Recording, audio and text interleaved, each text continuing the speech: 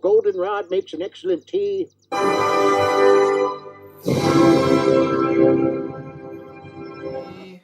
Happy birthday to me. Happy birthday, dear Aaron. Me. You are a sad, strange little man, and you have my pity.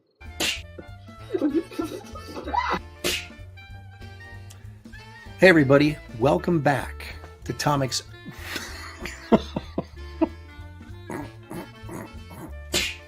veteran of the comic book industry for 30 years. I'm a writer, I'm an artist, and this sucks.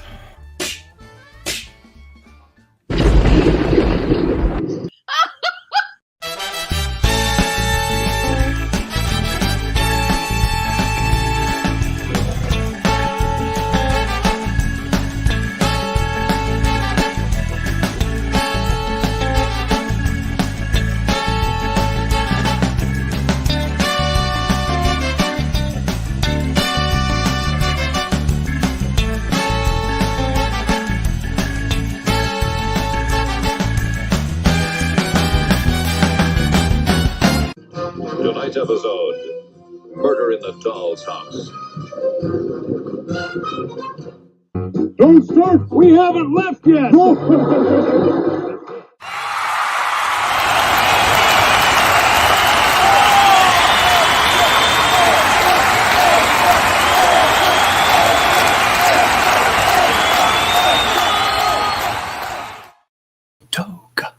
You know, it took me, well, not forever, but it took me a while to figure out what the heck were they chanting in the background of that cheering. I put it in there myself, and then I said, are they saying toga, toga? I think they are, which of course would be a homage, if you will, to the 1975, was it 77, hit comedy Animal House, filmed on the campus of the University of Oregon. How about that?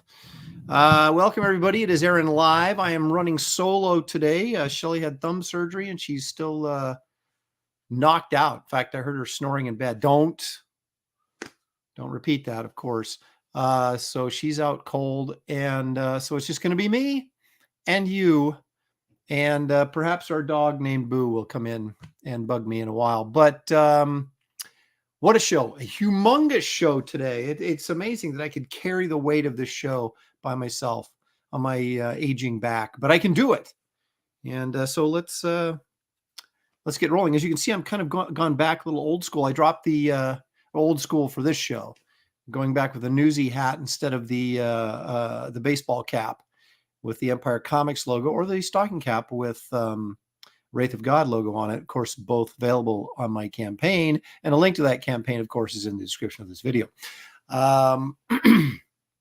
What's really sad is that I am wearing all these clothes in mid-April because it's freezing. Okay, when I say freezing, it's not freezing, but it is cold and it is rainy and it sucks. So here I am in my studio, literally chilling.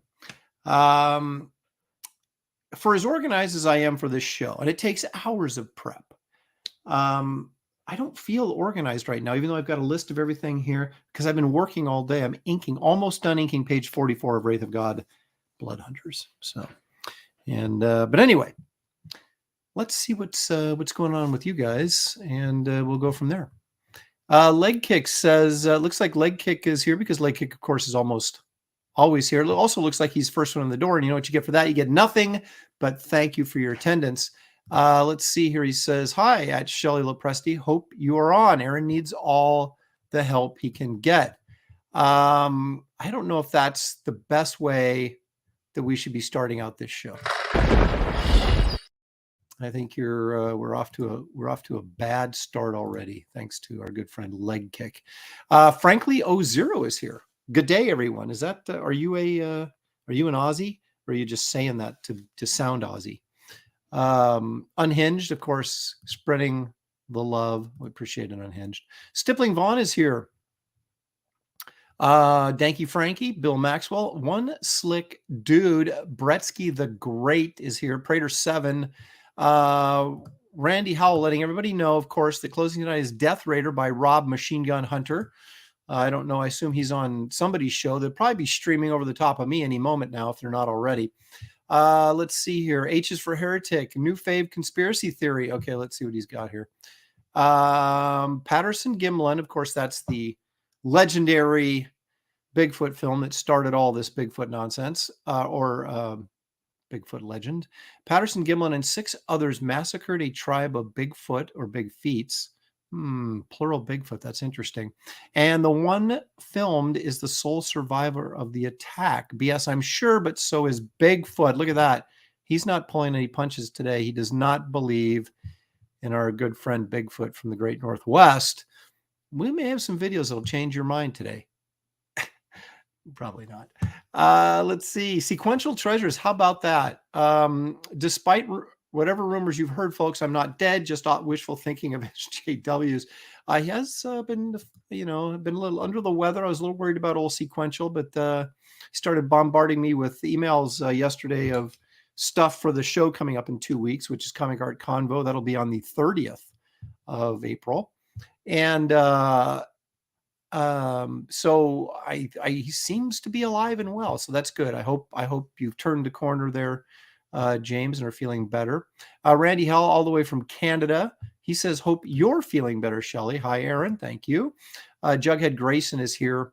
Mike McMahon, he misses Shelley's laugh. Well, if you watch the intro, you get a little bit of it anyway, but hopefully we'll have her back in the saddle here pretty quick. But that pain surgery, that surgery on her thumb, they removed a bone, and bone pain is like the worst pain. And so it hasn't been setting well with her. I'll have to say she's been in a lot of pain, and hasn't been sleeping well, but she, like I said, she's zonked out right now. So I thought I'd leave her be. Well, let's see here. Heat Miser's here. Duck Bacon, of course. Hail Lopez, hail Chad, he says. Marcus Killer Guru says, I just spent the day at the SC Comic Con with Fragaboom and Andy. Well, how about that? So Fraga sends me a photo of some comics, some old expensive comics, one of which I really, really wanted for years. I'm not going to tell you what it is yet, but so I happen to know the dealer quite well that had these books. And so I contacted the dealer, and I'm trying to work out a deal because it's one of those books that I can't afford, but I got to figure out a way to afford it. So if you see me starting to like sell a lot of artwork or trying to sell a lot of artwork, you know why. Let's see here. Nobody important is here. He has nothing to say except, of course, Uranus. And of course, we have kids in the audience, so we have to be careful. Let's see. Jughead Grayson says, murder in the pizza shop with pineapple. I don't know. I don't like that.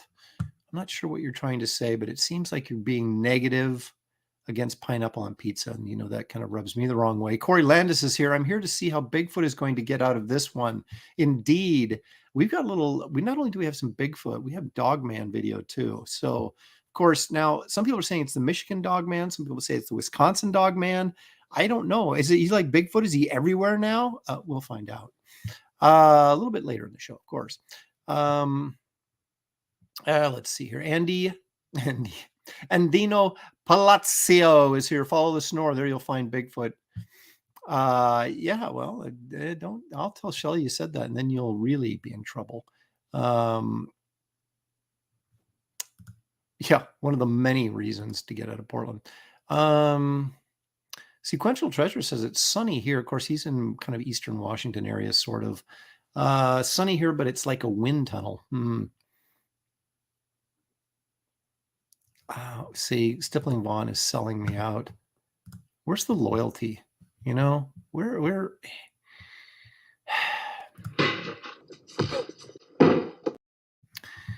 that's how you get rewarded around here for tattletales. Paul Brillart, our resident engineer, is here. Thank you, Paul, for joining us. Ruby J90 is here. There he goes. Frankly, O0. Yep, I'm an Aussie. I've been to Australia once. And I started talking like an Australian. And we did videos, right? And I was just in every video in the background, I'm doing like these Aussie sayings and stuff. And it was like so annoying. I wanted to kill myself. So after I saw the video, one of the many reasons why you don't show home movies to anybody, especially people that are ready to make fun of you, like, I don't know, like you guys might be. Okay, let's see here. Randy Hall says last he heard Rob Hunter doesn't have a live stream lined up. Well, he was on here last week. He was actually quite good. Rob's a funny guy. I like Rob. And let's see. Fragga drew a great Jonah Hex at the con. I saw him post a picture of that. John Durham is here. He says, I think one is just a werewolf, not sure which. Oh, I see. So one's a dog man and one is a werewolf. Okay, but we're not sure if it's the Wisconsin werewolf or is it a Michigan werewolf, or is it the dog man? It's a mystery that we're always trying to solve on this channel. But enough of this foolishness. Let's move on, shall we? Aldion's here. Happy Wolf Art is here. I've missed all you guys. How did I miss all you guys? Joseph Pantaloon. No, Pantolon. Pantolon. Pantolon. I think I was right the first time. Shane is talking about hairy knuckles. So Shane, once again, is streaming over the top of me, ruining my numbers. I'm telling you, Sunday used to be my day. Now it's everybody's jumping on. I guess I'm going to have to switch days or something. I don't know. Well, before I get too depressed, let me run this quick public service announcement.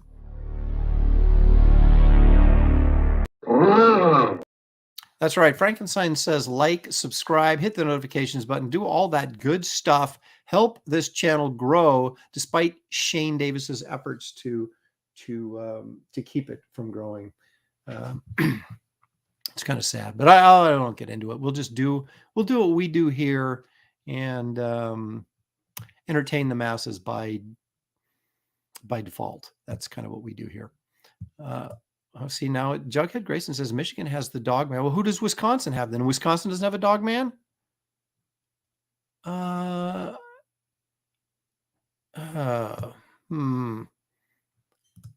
don't know. I always heard it was the Wisconsin dog man, but now you're saying it's the Michigan dog man. Are you sure he could he move from state to state? I mean, certainly Bigfoot does that. And then when he moves to the south, he becomes the skunk ape. And he moves to the north, he's back to being Bigfoot or Sasquatch again. So I don't know. Well, whenever I'm feeling a little low, eating always helps me out. Let's all go to the lobby. Let's all go to the lobby. Let's all go to the lobby to get ourselves a treat. Did you know that Easter egg or Easter candy is now 70% off? So they practically were giving these away. This is a Twix inside a chocolate egg, or an egg, or Twix inside an egg shape or something, because I guess chocolate's on the outside of a Twix anyway. Let's see.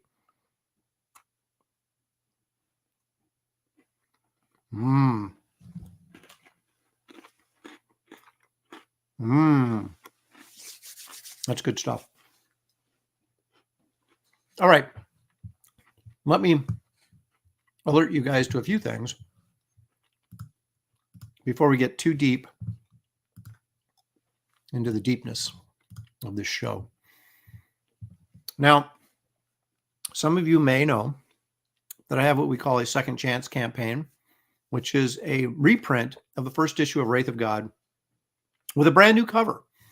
You have two cover options on this. You have the full color version, but you also, what's going on here? There it is. But we also have the, here's full color. We also have a black and white variant, which I think is kind of cool if you like, line art. The inside of the book, of course, is full color. As you can see here, there's Dale. But the cool thing is you can get on this, is you can also get this limited edition mini print of Dale's pencils to the werewolf cover from the original campaign. Looking at his work in stages is pretty remarkable. I don't know if he considers this a rough pencil. It looks like a pretty tight pencil to me. But anyway, so we've made a print of this because obviously you can get the color cover was on the original book. And then, of course, there's the tonal black and white, which is inside every copy of every book. And so this is kind of the other stage you can get. And I think this is pretty cool. There's also extra cards and stickers left over from the previous campaign.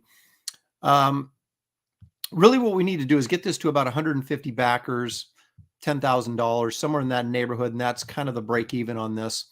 If you don't want to see me go into the hole, and some of you probably are laughing that I will, but because of course I'm doing it anyway. But if we can get this number up to 150 and 10 grand, that would be awesome. But here's the catch. It says 6 days left. I have to extend it a week because I'm not going to be here when the campaign ends. I'm going to be out of town visiting our daughter at college. So I'm going to add an extra week onto this, and then of course, we'll have a big closeout stream and everything else. But just be advised, if you are wanting to get the first issue and have not done it, you've got less than 2 weeks to do that. So please keep that in mind. Of course, the link is in the description of this video. And thank you for your patronage. I also want to point out one other thing, if I may. I guess I may, because it's pretty much my show. I can do whatever I want, but you don't have to watch. So I'm trying to do it in a fun fashion that will keep you interested. Okay, I want to take a quick look at my other campaign, which is Wraith of God Blood Hunters, which is the follow-up, of course, to the original. Now, the thing about this is there's a couple new things I want to share. First of all, of important note, if you want this Dale Keown werewolf shirt, the order is Tuesday's the last day you can order, and then it's going to the printers. So if you haven't ordered a Dale Keown t-shirt and you want one of these, and who wouldn't want one of these, you got to order it by Tuesday, and then the numbers are fixed, and then they're going in. So there you go. 3 days left on that. Now check this out. This is the Kit Carter trading card, one of the many stretch goals on this campaign that we've already hit, that everybody's getting for free. But the color job on this is phenomenal, and I would love to say I did it myself, but I did not. I am not revealing who the colorist is to protect his name and sanity, but I probably will reveal it when the card is printed. So once again, we have another mystery artist involved in the Blood Hunters campaign, but this guy is top-notch, as you can see. So in fact, it turned out so well, I'm like, man, I should make that into a poster or something. It's not the most exciting pose for a kit. It's a nice drawing, I think, but it was designed to be a small card, but the color job is so great, it sort of elevates it beyond that. But anyway, that's one of the cards you get. And then of course, we've also hit the stretch goal where now we get the Dan Lawless trading card. This is going to be a killer trading card set for all you people out there. And then look at this. This is going to be another card. Although I may change my mind and turn it into a pinup in the book because it's turned out really nice. This, of course, is the winner of our art contest, Adam Miller. Great piece there. Of course, we have 4 cover options here. We've seen it all. If you haven't seen it, go to the campaign and take a longer look. You've got a Garbage Man story as a backup. You got your Wraith of God lead. You got your Garbage Man story as backup. You got your nightclub story as another backup. And then you've got your Kit Carter as the 4th backup. This is 100 pages, folks. 100 pages of goodness. So if you haven't backed this, make sure you do that. I'm moving right along. Like I said, I'm almost done inking page 44. So how about that? Anyway, there we go. I just wanted to make you guys just specifically aware of the Keown situation on those t-shirts. We don't have much time. So Norrin Rad recognized, hey, that card is amazing. Great colors. Yes, it is. Aaron, do you own Dale's original to his cover? I do, Gary Martin. Thanks for joining us. I do. It's hanging on that wall. If you see where it says Empire Comics back there, directly above the Empire Comics is the wraparound cover to Blood Hunters. And then right next to it is the werewolf drawing that Keown did for the cover. The deal with that is he digitally inked it. So the original art is just the tonal pencil drawing, but still incredibly cool. So anyway, and look at that Simonson Thor up there all the way on the right-hand side. I have a few things. I mean, I don't have like this massive collection of stuff, but I do have a few things. Paul Taylor says, going into the hole is a left-wing business strategy. The right doesn't do that as a general rule. Thanks, Paul. So tell your friends to back the campaign so I don't have to go into the hole. Okay. Soap Makers here. Hey, Lopez. Hope you're doing well. Thank you. Thank you for joining us. I am doing well. Yes, it's pretty detailed for a rough drawing. Of course, he's referring to the Keon pencil. Big Daddy Filth is here. Jughead Grayson. Of course, we've already talked to Jughead. I think he says, get deep with the deepness. Is that anything like get down with the sickness? Something like that. Oh, wait a minute. When a Michigan trucker is claiming to have shot the dog man in Michigan, well, shot him and captured him or just shot him and he ran off? Because I want to see a corpse. Little Jimmy Fireball. Aaron, I appreciate all the work you put into the Wraith of God and the frequent updates. Looking forward to the book. Thank you, little Jimmy. I appreciate that. Aldion says sometimes they use a different formula for the egg-shaped candies. Oh, so we have the right Twix factory and the left Twix factory. And then we have the Easter egg Twix factory. So, hello back. Oh, hey, what does Daniel Russell say here? Hello, back from store $5.50 for food in 2 weeks. Insane, cutting into my CG budget. I tell you, it's true. I just went to the store too. Thought I spent about 125, ended up being almost 200. And I was like, what? Yeah, Paul's right. It's great going to the store after chocolate holidays. Twix are great. Yeah, I know everything. I found these one. I can't remember. I think Russell Stover made them. And they were like these eggs, but they were flat. Well, not flat, but they weren't round. They're more like, a flat candy bar type thing. But they were chocolate with chocolate truffle inside. And they were amazing. But they were sold out, and all that was left was all the flavors I didn't want. So, and also Dove did a 2-pack, because I don't want to go buy like this huge bag of candy. I just want like a couple pieces, right? They kind of satisfy my sweet tooth. And Dove did these chocolate covered eggs. So they're 2 in a pack, right? So that was good. I'll have one, give one to Shelley. Peanut butter, like they were like the Reese's, but the chocolate was really good. So it was like these chocolate covered peanut butter eggs that Dove did. And I bought one. And then when I went back, they were all gone. So it's like all the good stuff goes.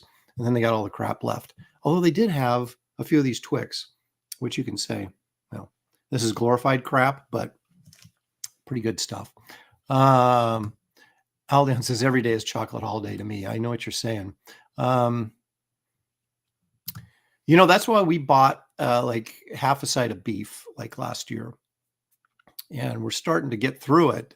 But it's way cheaper to do that if you can spend the money up front just to get the side of beef, rather than going and buying it in the store already cut and packaged. And well, it comes cut obviously and packaged, but it's a much cheaper way to go per pound. Anyway, okay, let's see, where are we at? I'm supposed to be having some guys coming on. We're going to do a new thing called Creative Corner, where I'm not going to do it every week, but I'll have like guys with smaller campaigns come on, kind of pitch their campaign, talk a little bit about them, show you guys, and then boot them and continue on with the show, because I don't want this to turn into one big infomercial every week where we spend the whole time, pushing somebody's campaign, except for mine, of course. Anyway, let's take it. You know what? Let's take a look. Let's get this thing rolling and take a look at the Wrightson image of the day. This is actually one of my more favorite off the beaten path Wrightson pieces. We'll see what you guys think.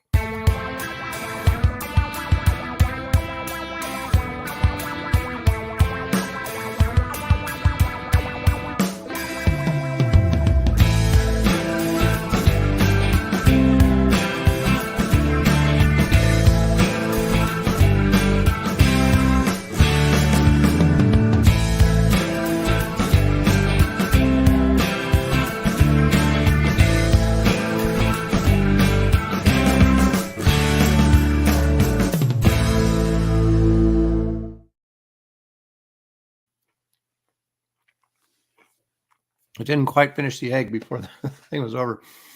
Interesting thing about that piece, a couple things, but one, the zombie was inked with a brush in the foreground, so it's much darker. In the background, all the gravestones were pen lines, much lighter to make them recede into the background. A simple technique, but worked really, really well, especially in that particular drawing. Now, those of you who are older collectors like myself may remember the comic book buyer's guide for comic book fandom. Let me try that again. The buyer's guide for comic book fandom. Now, that was published by Don and Maggie Thompson. Don is no longer with us. I believe Maggie still is. But a great couple. And it was this newspaper. And they would have tons of articles, of course, but they would also have tons of ads.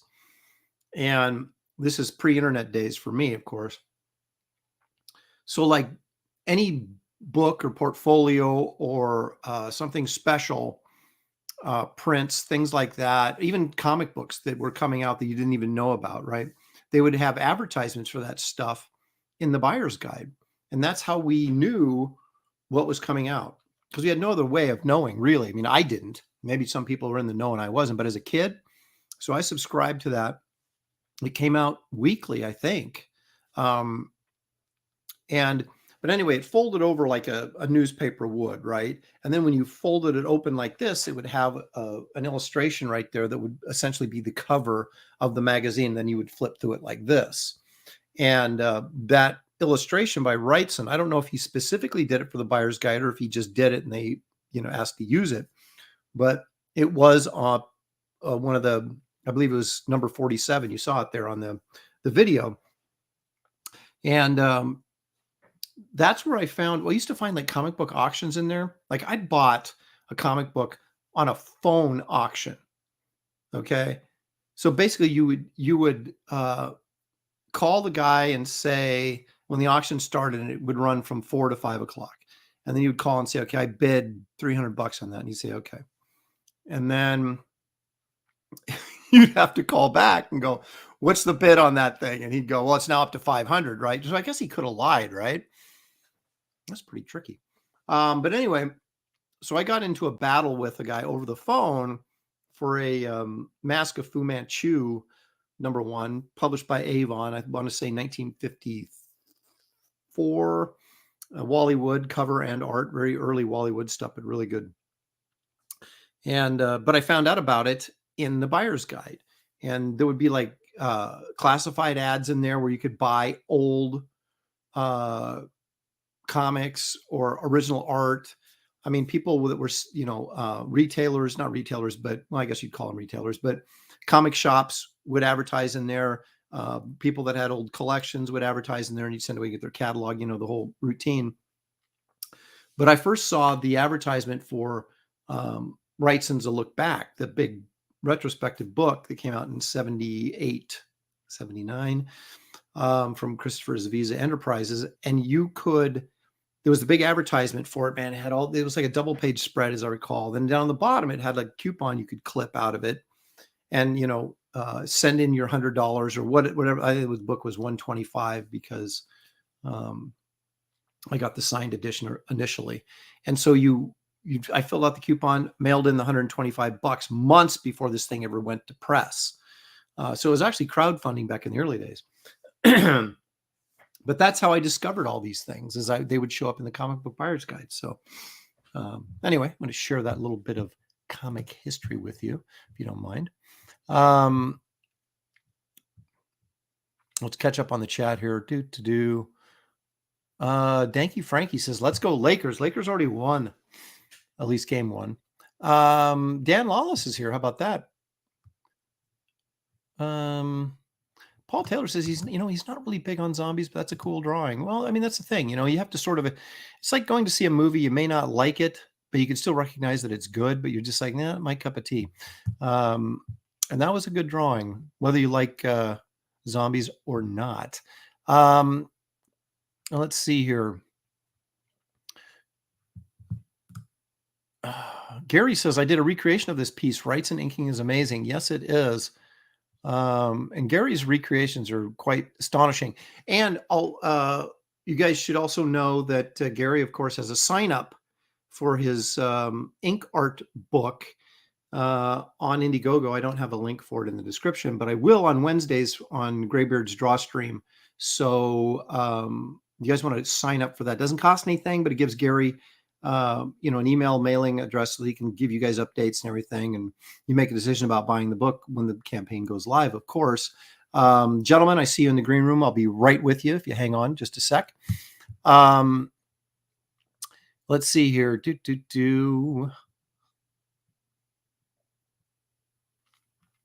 Paul Taylor says, I used to use Robert Crestall's guide to order books I'd missed.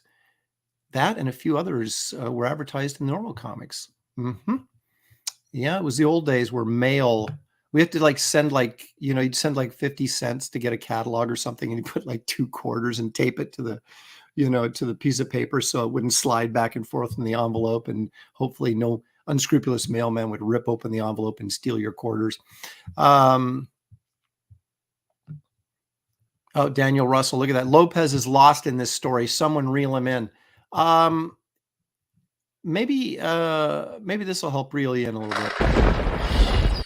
There you go. That's 2 cannonballs this week already, and we just started. Ladies Man 727 says Aaron's stories actually go somewhere, unlike Shane's. I generally have a point when I start talking. I may not get there, but I do usually have a point.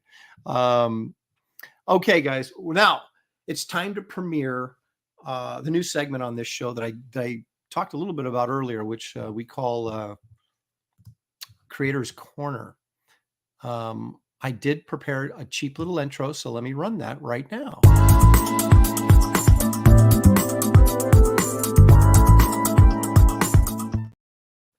Jazzy little intro music it is. Okay, these 2 guys have got something called Steam Patriots.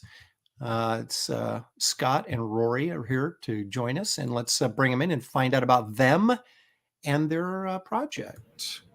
Hello, guys. Hi. All right. That's a great intro. I like That the is, I jazz. like that. Was it kind of Felt groovy? good. Yeah. That's, Real groovy good. music. And yeah, you only got so many, copyright free. Right. So options, so, free bumper It music. really sets the tone. All right, so you guys have a project called Steam Patriots. Yep. That's being published through Silverline Comics, which my old buddy Roland Mann is in charge of, I guess, or at least part of. So are you guys the creators? You're both the writers? Because I was looking at your campaign and someone else drew it, right? You guys are like the writers. Right. Is that correct? Creators and writers. Yeah. I can't draw. Rory can do it. I figured out in high school I couldn't draw. Yeah. I gave that up and tried writing. I'm like, wow, that's not bad. Wish we could. Well, Yeah, it would be a lot you guys can bing back and forth. I'll throw this just as a generalized question out to both of you and whoever feels comfortable, and you guys can. But where did this concept? Tell us about the concept, and then where did it come from? Shall I? Sure. Okay. Yeah. Please. Yeah. So it is steampunk meets the American Revolution, and Rory and I years ago we were stationed together in the Coast Guard in Buffalo, New York, and later we were transporting a vessel, and we had an idea for the story. We said steampunk is always 1800s Victorian England, and we said it has to start somewhere. So if we back it up, and then one of us said, why don't we make Ben Franklin do something, and let's put it during the Revolution. And it was like, this is perfect. We have a ready-made world. We don't have to explain the story world. We got a ready-made character, and so we came up with a fictional protagonist named Felix, and he's a brainiac, nerdy kid that can remember what he sees. But he's got to put the pieces together later in his brain and the photographic memory. Yeah. So in our world, there are Franklin boilers, but it's still all very rudimentary. There's a lot of it's inefficient. A lot of steam, a lot of smoke, multiple levers to do things, and it's fairly more helpful. Yeah, than a horse.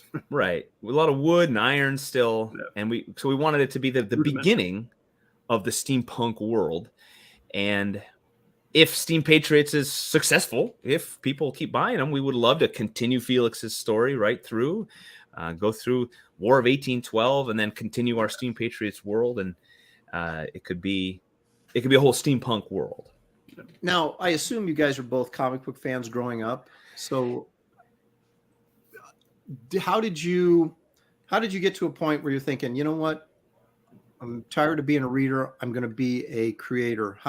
Talk about a little bit about your early influences, as comic book readers, as younger, as kids, and then how that translated into you guys making the jump to say, you know what, we're going to be writers and we're going to produce comics.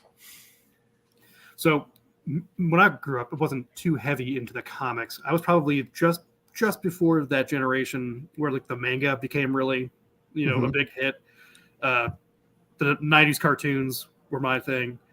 And I liked creating. I always liked creating. I liked writing. I liked journaling, poetry, world building, all that stuff. But it wasn't until Scott and I got together that we decided, we could totally make this work. I think just the aspect of creating something new, creating something I would enjoy reading or Scott would enjoy reading. They always say, play to an audience of one. I think that was. Yeah, we came up with a story that we thought was totally awesome. And there's got to be more of us. And yeah, I grew up. It was 90s Iron Man for me and Avengers. That Iron Man was my guy. And I tried drawing. I would copy drawings and so forth, but it wasn't that great. And same with Rory. I always liked to write. I always had a story, and they weren't all that great.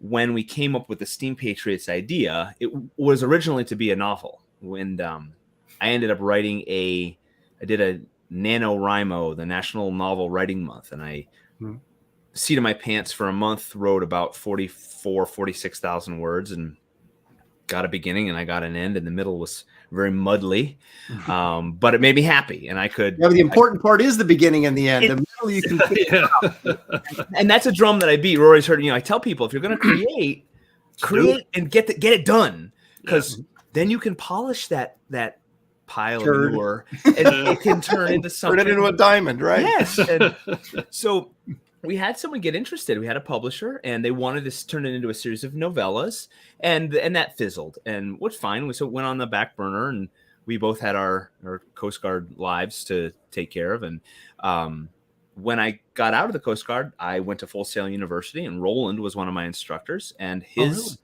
class, it was like ding, Steam Patriots would be I think like during class I was like, Rory, it's got to be a comic book, and he's genius. Yes, because it's visual. It's visual. We have, just our poster here. How could you? I don't understand novels that are steampunk. Like you'd have to explain how everything works. Yeah, that's true. It's a very visual type genre, and it makes more sense as something live action that you can see all the tech and see all the tools or as an illustration.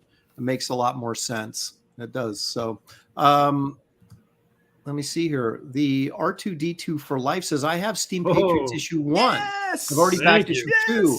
I really enjoyed it and you. Appreciate the founding fathers. Thank you. Wonderful. Oh, man. Thank you. Let me see here. There was a couple other things I wanted to.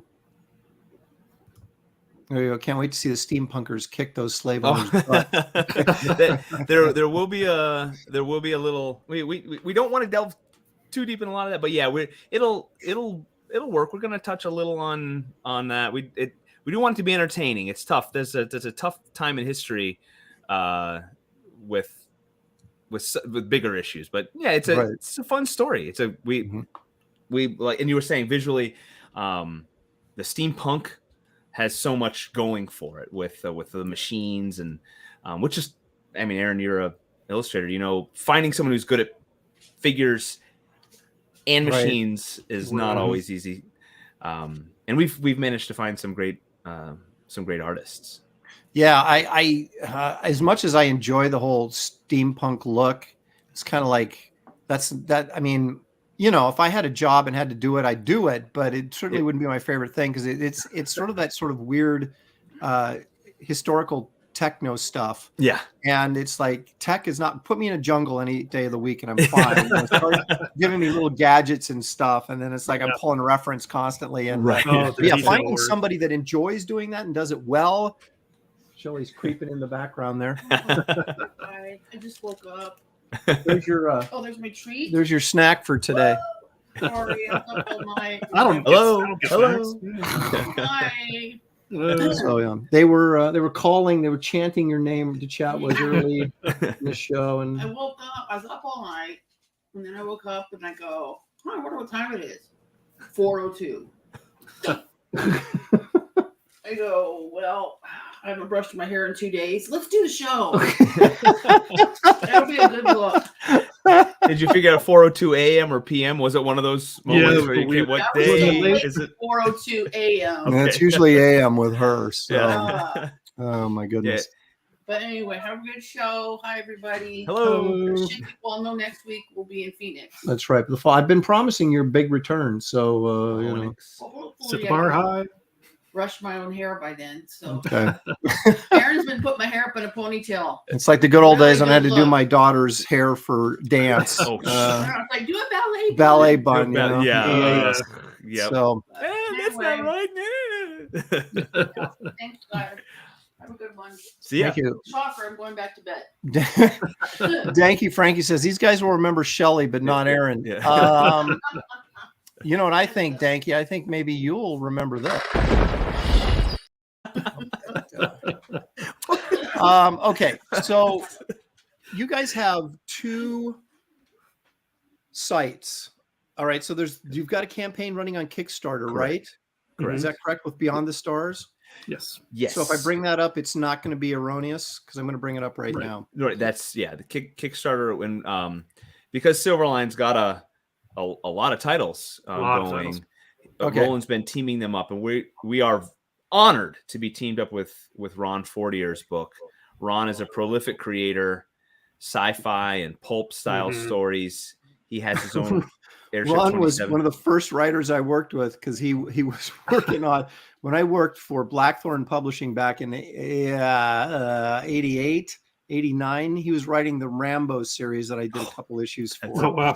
That's cool. Right. And Ron's so fun. He's a fun guy. So when we heard we'd be teamed up, we were like I said, honored. And I think both you guys are. Titles. Yeah, that's us. Team Patriots. Co-writer, co-creator. We're Scott much more handsome in person, I promise. Come meet us. I don't know about that. Rory, do you know who Kelsey Shannon is? Kelsey Shannon. Oh, he's an artist with a big beard, but I do a show with him on Wednesdays, and someone said you guys were separated at birth. So yeah, bro, you got a baby beard in that picture. I mean, your beard is now it's off screen. Yeah, it's so big, it almost looks fake. It almost glued it on there for the show. So Dan Hosick is letter editor, and JC Grande, who did not give you a picture, must be shy, is the artist. He's we will likely have another artist for issue 3. JC did a great job with issue 2. Dan has been our editor while we go, and letterer, confidant, and encourager. Dan's a great guy. He like I said, his editing and he last minute Photoshop and InDesign helps a lot to get those final art tweaks and so forth. I love this. That Ben, I assume that's Ben Franklin, right? With it's our Quentin Bedwell cover. Quentin Bedwell, that's good. Really cool. I like that a lot. Yep. Let me see what else we have here. So you have the. Is this the current issue here? Yes, there's multiple. Okay. You can pick which covers you want. You get the kind of the retro with the words on them, 80s style with the dialogue and so you can have variations. And so we have 3 covers with variations. Peter Clinton did one, and then our artist goes by Rodo. He's not heavy on social media either, but he's I think he's Rodo is drawing. Art of Rodo. He's got both. Art of Rodo. Okay. Yeah, and that penciled one there is Peter Clinton. It is. We do have a colored version of it. Yeah, that's good. that'll be updated. Now, Funny enough, Peter Clinton is in England. He Yes. is English. He is an Englishman drawing a patriot. Wow, Yes. man, he might hide something in the pencils. You guys Yeah, Right? we Yeah, should I know, we double gotta check keep that, yeah. Keep an eye out for him. Turned it upside down. Does it say anything? Now, Roland sent me a PDF. It was at the first issue because you guys, I assume, are still working on the second one, Nope. right? That's the one that's Issue 2 is not in a final, a final print ready version, but issue 2 is done. Okay. All of Silverline's titles, when they go to their crowdfunding, they're ready. Okay. So people don't have to wait. Once this thing's done, it ships almost immediately or close to the end of the campaign. Exactly. Okay, that's Beyond the Stars. We're not here to pimp him. Okay, so here you've got some artwork here. Let me, if I can zoom in on this a little bit. I'm at times technically challenged here. So let's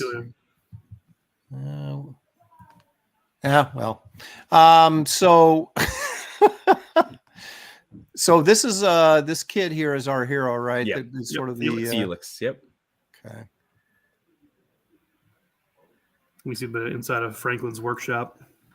Oh, that's what we're looking at there. Yeah. Okay. So Felix, so his brain power is kind of going on there. The it's hard sometimes because how do you visually so something that's happening inside someone's mind, the words, there will be some words to explain what's happening in that kind of explosion scene, because Felix in issue 1 he sees these plans for Ben Franklin's electrical weapon and then he destroys them, much to the dismay of the British, but because they're all in his brain and they don't realize that. So later on he has to think through it, put all the pieces together, and in this scene he's kind of having one of those moments. He's seeing all the parts. That's his brain power going right there, like a photographic memory. Yeah. So go ahead. Oh no, sometimes it's really helpful. He's got it, and then sometimes he'll space out. Someone's got Felix coming back to reality. And we, again, with his story arc, we wanted him to be interesting. So he's a little bit of a punk kid in the beginning with a bit of an attitude. He needs to get slapped around. He'll make some bad decisions and then makes things worse, and then has to own up to it. The great thing about this sort of Iron Age of independent movement is it's being dubbed these days.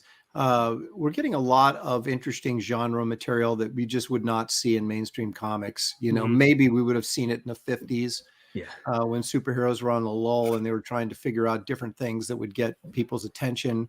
But now we're seeing it, just all over the place, this, indie comics. And it's just really cool that we're getting to see this, just imaginative stuff like this that, you wouldn't normally expect to see in a comic book. And, here we are, in the during the late 1700s, and you've got the, colonial figures and historical figures and this sci-fi steampunk thing. I mean, it's just a really cool concept. I really like it.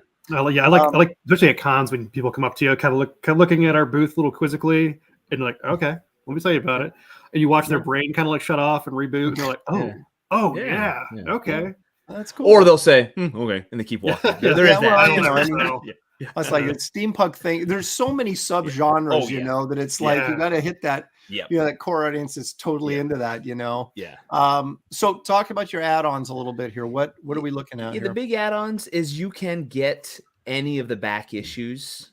So if you missed Steam Patriots 1 or Beyond the Stars 1, or if you want to catch any of the other titles, you can add those on. And that's super convenient for Silverline fulfillment too, because they can put them in your mailer there and send them off. And then you got t-shirts as well. You got the freaky Ben Franklin t-shirt. I love that. Yeah. And Roland made it. We're like, that's so cool. I haven't seen one in person. I'm going to get one, of course. And we want to make that into a poster because we just love it. We just love the face. It's too good. Yeah, it is. It's a really cool image. And these are just all back issues from Silverline here that you guys, that people can kind of discover and add on through the campaign. So the link for this is in the description of this video, you guys. So if you want to go out and check out this campaign and get a closer look at it, you can follow that link. And the other thing I wanted to bring up here, and this may be more Roland's territory than your guys's, but I'm going to throw it out there anyway, and we'll just so people are aware of it, because I wasn't sure exactly where to get your book at first, so I did a little digging, and then of course, so I went to the Silverline website first. So are your back issues available here too, or just through the campaign at the moment? Over by Silverline Comics, top right, there's a drop down, and it will take you to Indie Planet to order any Silverline. Yeah, buy Silverline Comics. They'll take you there. If I can get the right, there we go. Oh yeah, over to the right. Keep going. Keep going. Yep. Next one. Oh, I see. By Silverline Com. There it is. Yeah, and then then everything comes up. All the Silverline titles. Yeah. And then steampatriots.us is our site. Does the same thing. We have Get Issue 1. It takes you to Indie Planet. And wow. Yeah. You guys are Roland's busy, man. You got a lot Silverline of has prolific. Here you are. Yep. And you can grab that, and I think you can. I haven't been on in a little while. I think you can pick a different cover. Yeah, the print on that. I don't know what they call it, print on demand. That you call it like cover A. But I was looking at this on the PDF he sent me. I just love these iron horses here. Yeah. And the guy with the groovy goggles on. Yeah, it's got to have them. It's steampunk. Yeah, we love the combination of the tricorn hat and goggles. That's what we wanted. Works. Combination. Yeah, and really cool. Rory, was that John Saboines that came up with the horse idea? Yeah, I believe so. I think it was. Yeah, I would love to take credit for it. We told him steam carriage, and he drew those in. John Saboines, Cboins. He did some, promo art for us, idea designs in the beginning. This is David Mims for Steam Patriots #1. We have a lot of prototype art from other artists before we, really settled on this first issue, and I really want to make it like a stretch goal thing. Because there's some pretty cool art out there. Get some more art out. Yeah, we had a decade of for us. fits and starts of trying to get it going and having to shelve it for a little while. But the cover's cool. That's Felix like kind of come at me, bro face on the cover. I thought it was more of a oops. Oh crap! I mean, you can put your own whatever. Just been caught him in trouble, or come on, bring it on, pal. What? What are you gonna do? Something. Yeah, you think I'm just a kid? Just wait. No, that's great. So, and the link to get to you to the Silverline website is in the description of this video as well. Right. So, how often do you guys plan on doing these? I mean, do you do one issue and then you wait to see how it does, then decide if you're going to go ahead and do a third issue? Or you guys, as Roland said, okay, I want 5-6 issues out of you guys, or I mean, how did you? Roland has asked for 4. And okay. Silverline's committed to 4, and the first one was a great success. Major! It's great. Yeah. Excellent. We have them plotted and ready. There was a big gap between 1 and 2, and I mean that's a lot of my fault. Life being, this is my side gig. I wish I could do it full time. A plea to millionaire patrons out there: if you want to send me money, exactly. I will write them full time. So we had a big gap between 1 and 2, and same thing with artists too. They got to eat. So if I say, well, it's going to be a week before I get you a script, they say, okay, well, I'm going to the next guy. I get it. Right. 3 is just about ready to go to the artist, and 4 is scripted. But what happens in there, and you send it to the artist, and there's some back and forth with right. The artist sometimes has a great idea, and we love the collaborative process with the visual thinking of the artist. Sometimes we get art back that's like, that's not what we meant, but more often we get art back that's better than we expected, and it's thrilling to see our words come back from an artist, and I'm like, that's it. You did it. It's so great. So 3 is ready. When 3 is done, then we'll, because who knows, we might might make a major turn in 3 because the artist draws something that we're like, we didn't think of that. So, and then 4 will happen. But we know our beginning, our end. We know our major plot points, and we have big major points through the end of the Revolution plotted out. Again, it could take the turn that we didn't expect, but we want Felix's story to go through chronologically. If the Steam Patriots world is popular enough, we would love some mini series here and there. We would love a one shot for another, maybe just a famous person or a person nobody knows, or another fictional character. Rory is working on Felix's brother. We gave a little nugget in the first issue. A little quick reference. Yeah, and that was it. And we left it at that. But we know what's up with his brother. And for large sums of money, again, we can we'll tell people. So the idea then, you do a 4-issue miniseries basically, then obviously Roland's probably has plans to collect it in a trade. Is that something that they do in Silver? Okay. Yeah. His plan. There's a couple. Kalis, Divinity is close. The Trump's sci-fi story, I think so. Yeah, Roland's plan is to make them, and then do all variants for those and so forth. But to turn them into trades, okay. And we would love that. Excellent. Okay, everybody in the chat, again, the links to these guys' campaign over on Kickstarter is in the description of this video, as well as a trip over to Silverline Comics. You can find that link in the description, and you can go over there and order the back issue if you want, or multiple back issues of Silverline Comics. Gentlemen, is there anything you want to say before I cut you loose? Thank you. First of all, yes, we are honored to have you had us, we're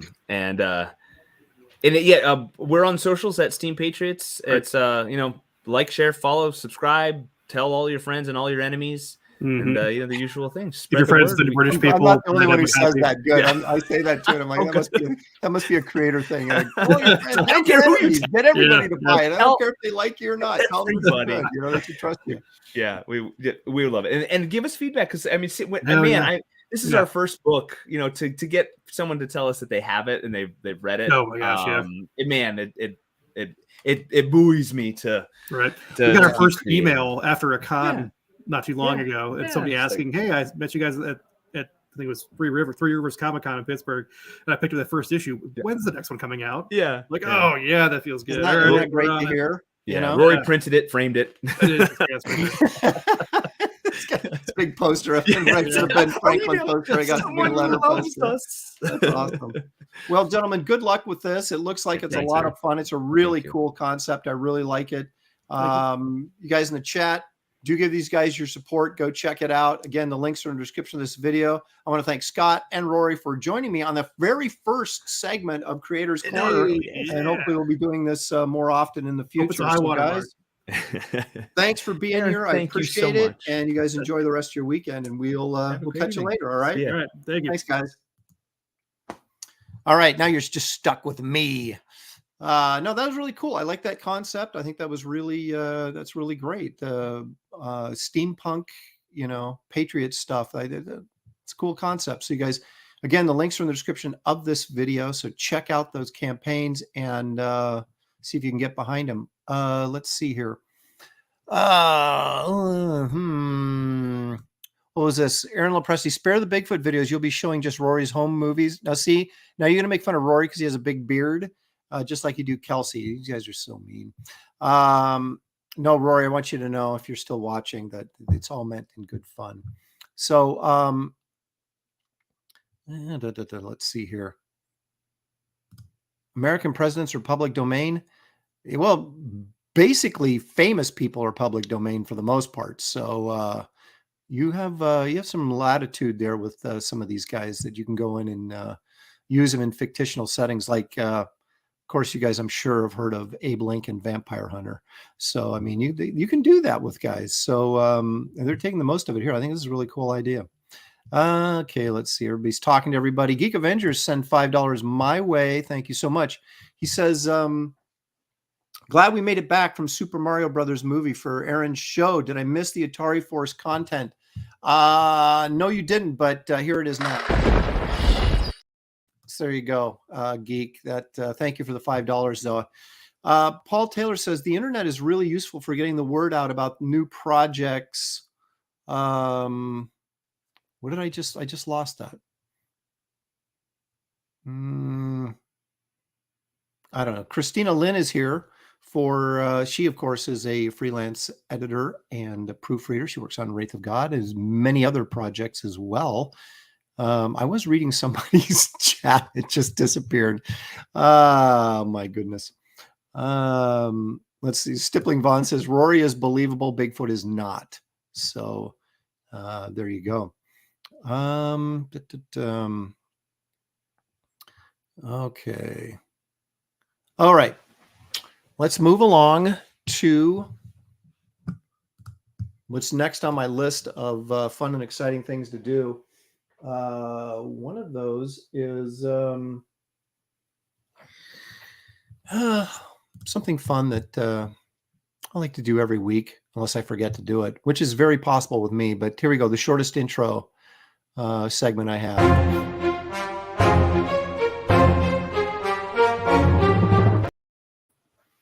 See what I mean? It's like so short. Let's take a look at my collection, shall we? I believe we're in the E's. We are in the E's because that's, well, the D's and possibly into the E's. There's not a lot of E's except for Excalibur.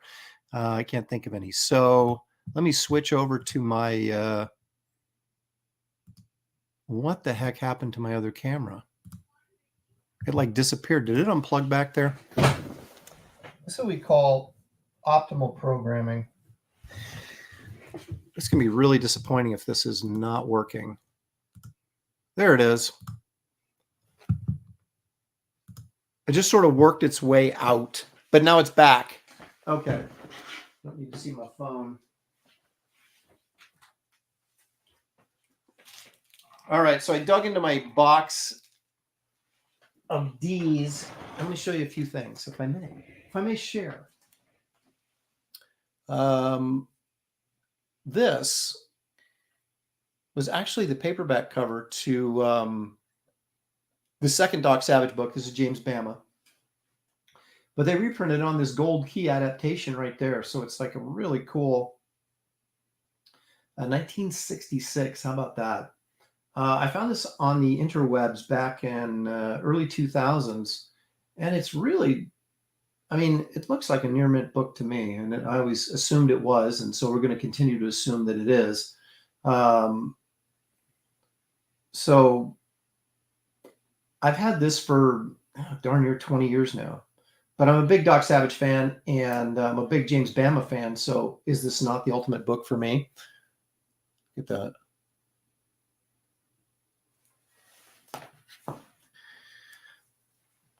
I was also a big fan of the Marvel series. It only lasted, unfortunately, 8 issues back in the day. I want to say, I was going to say, that's a Buscema cover. I almost thought it was Rich Buckler, but I'm looking at it closer, and this is definitely Buscema, or Rich Buckler copying Buscema, but I'm pretty sure that's Buscema. Anyway, this was an 8-issue miniseries. Well, it wasn't a miniseries; it was an ongoing series, but it got canceled after 8 issues by Marvel back there in '72, I want to say. And but it's again one of my favorite series from my youth. Ross Andrew did the insides of this thing. Issues 2 and 3 have Steranko covers, so how about that? But anyway, this is a cool comic. Of course, it's very high grade because that's how I roll. All right, check this out. Doctor Strange 177. Doctor Strange 177 is the first appearance of Doctor Strange in that blue costume that lasted for about 6 issues. So where he had that kind of like whole face mask cover. I think they're trying to make him look cooler. I liked this a lot, but apparently most people didn't. So it didn't last very long. But this is another near mint copy of the first appearance of him in his blue outfit. That was back in 1968, maybe. Yeah, it was 68. It might have been early 69. And then moving through, check this out. This is 1973, 74, 73 or 74. This is when they did a short run of Doctor Strange in Marvel Premiere, and then he spun off into his own new series again. So basically, this older series got canceled, and then he showed up in Marvel Premiere again in 72 or 73, and then that ran for 12, 13 issues, 10 issues, somewhere in that neighborhood. It was issue 3, Marvel Premiere, through Marcus Killigrew helped me out, but I think it was 13 or 14 was the last issue, and then he spun off into his own series. Bruner did the cover. I think he did the interior art. I'd have to crack it open, but I'm not going to do it because it's near mint. You know me, I don't want to mess up my books. But anyway, that's I jumped in on those 70s books about 20 years ago before they took off, because the Silver Age stuff was starting to price itself out. And so I figured, well, collectors are going to move into the Bronze Age. And so I started buying up all these first issues and first appearances that I could get my hands on at a reasonable price. And that was one of them. And it's paid off, because I think I paid like $20 for it. And it's like a $200 book now. So hooray for me. E-Man, Joe Staten's creation for Charlton Comics, one of the few superhero books that Charlton did that anybody remembers. I always thought this was kind of goofy and wacky. I sort of liked it, but I bought this. Actually, my brother, who was not a comic book reader at all, bought this when he was a kid. And then I bought this copy from Bedrock City, I don't know, 15 years ago or so. I can even tell you where it was. It was at the Wizard World Con in LA. Yeah, it was probably about 15 years ago. So I got this for him because they had a near mint copy there, and I thought, and it was like $20 or whatever. It probably still $20, but just kind of the novelty of it, because it's not like you'd go to Charlton for cool superhero comics. So there you have it. And then finally, a little Dave Stevens loveliness here. For Elvira's House of Mystery. Now, I wasn't buying House of Mystery when Elvira was hosting it there for a while. But, you see a cover like this and you're like, yeah, I think I'm probably going to get that. And I did. And it's a tremendous Dave Stevens piece. So no trick. It's a treat. So there you go. Nice little Dave Stevens action there.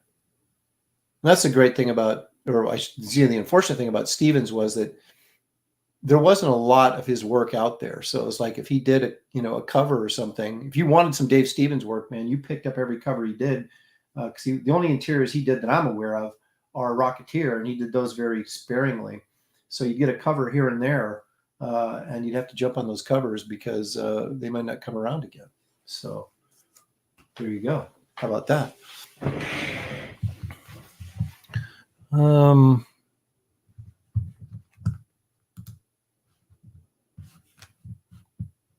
let's see. Everybody's loving the Dave Stevens. Geek Avenger says, "Oh my gosh, Cassandra was super hot as Elvira." Yeah, she was. That's the only reason I watched that dumb show back in her the horror film monster movie hour that she did.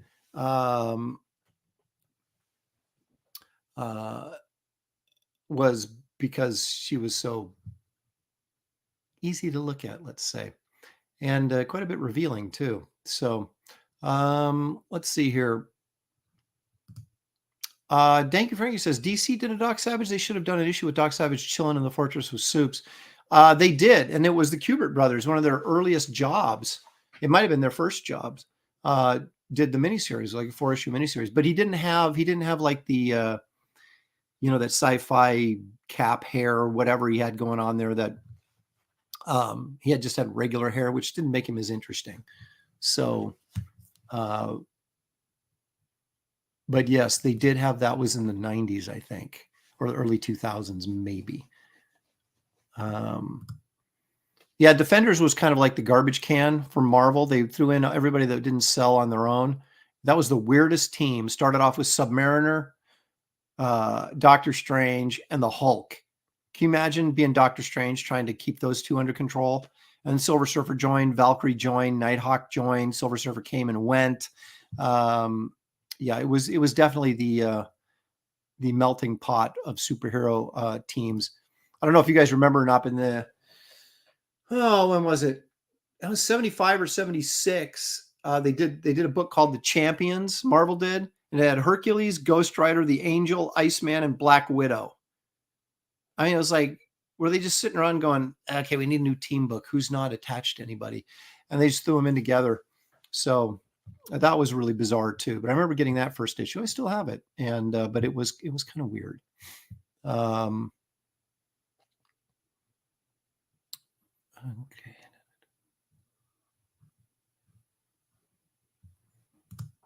The mask was so weird. I have the action figure. You know, I did a 2-issue. Let me try that again. A 2-page story in an issue of The Mask for Dark Horse in the 90s. 2 pages. I still have the original artwork from it. It was fun. I didn't push it as far as I should have in terms of visually, because I was, I wasn't thinking outside the box, and really pushing myself was something that I sort of had to learn to do, because I'm very conventional in a lot of ways. So with a character like The Mask, you really sort of want to go get crazy with him. And I don't think I pushed it as far as I could have. And I kind of regret that. But, oh, well, it was only 2 pages. Paul Taylor said he thinks the Angel was the leader, wasn't he? Warren Worthington, the third. I thought Hercules was like the leader. Not that he was the smartest, but he was certainly, who's going to mess with him, right? I think Angel maybe bankrolled him. He had the money. I don't know.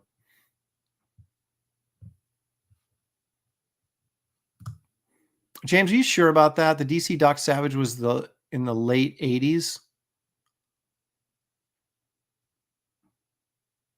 Were the Kubert brothers doing stuff that early?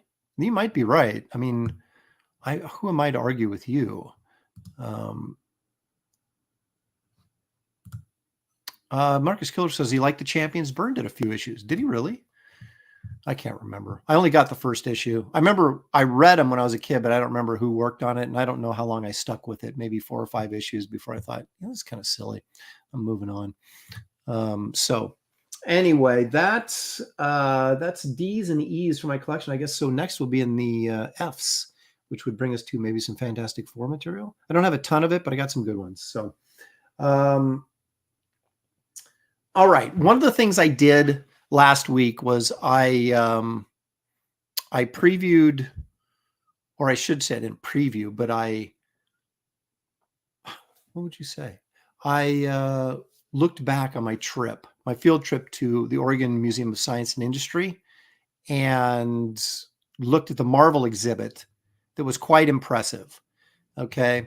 And I want to take a look at the second part of that stuff, because I didn't get through all of it, because I didn't want to show 60 photographs or whatever. So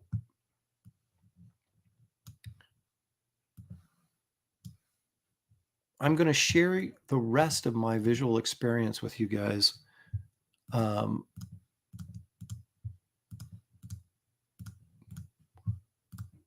Maybe I should have set this up before I came on the air, but what are you going to do? The thing that was most impressive about this was the amount of original art that they had on display. And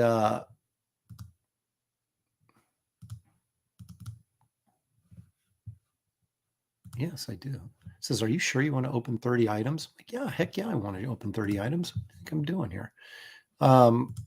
The amount of original artwork they had was remarkable. Now, check this out. I actually have this comic.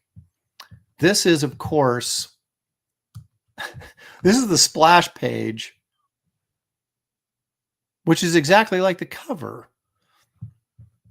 So I guess they were saving money.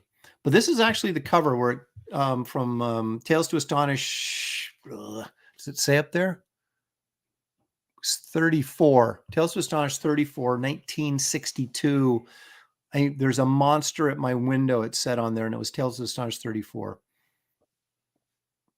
that classic Kirby, big-headed, and I want to say this is Kirby inked by Dick Ayers, would be my best guess there.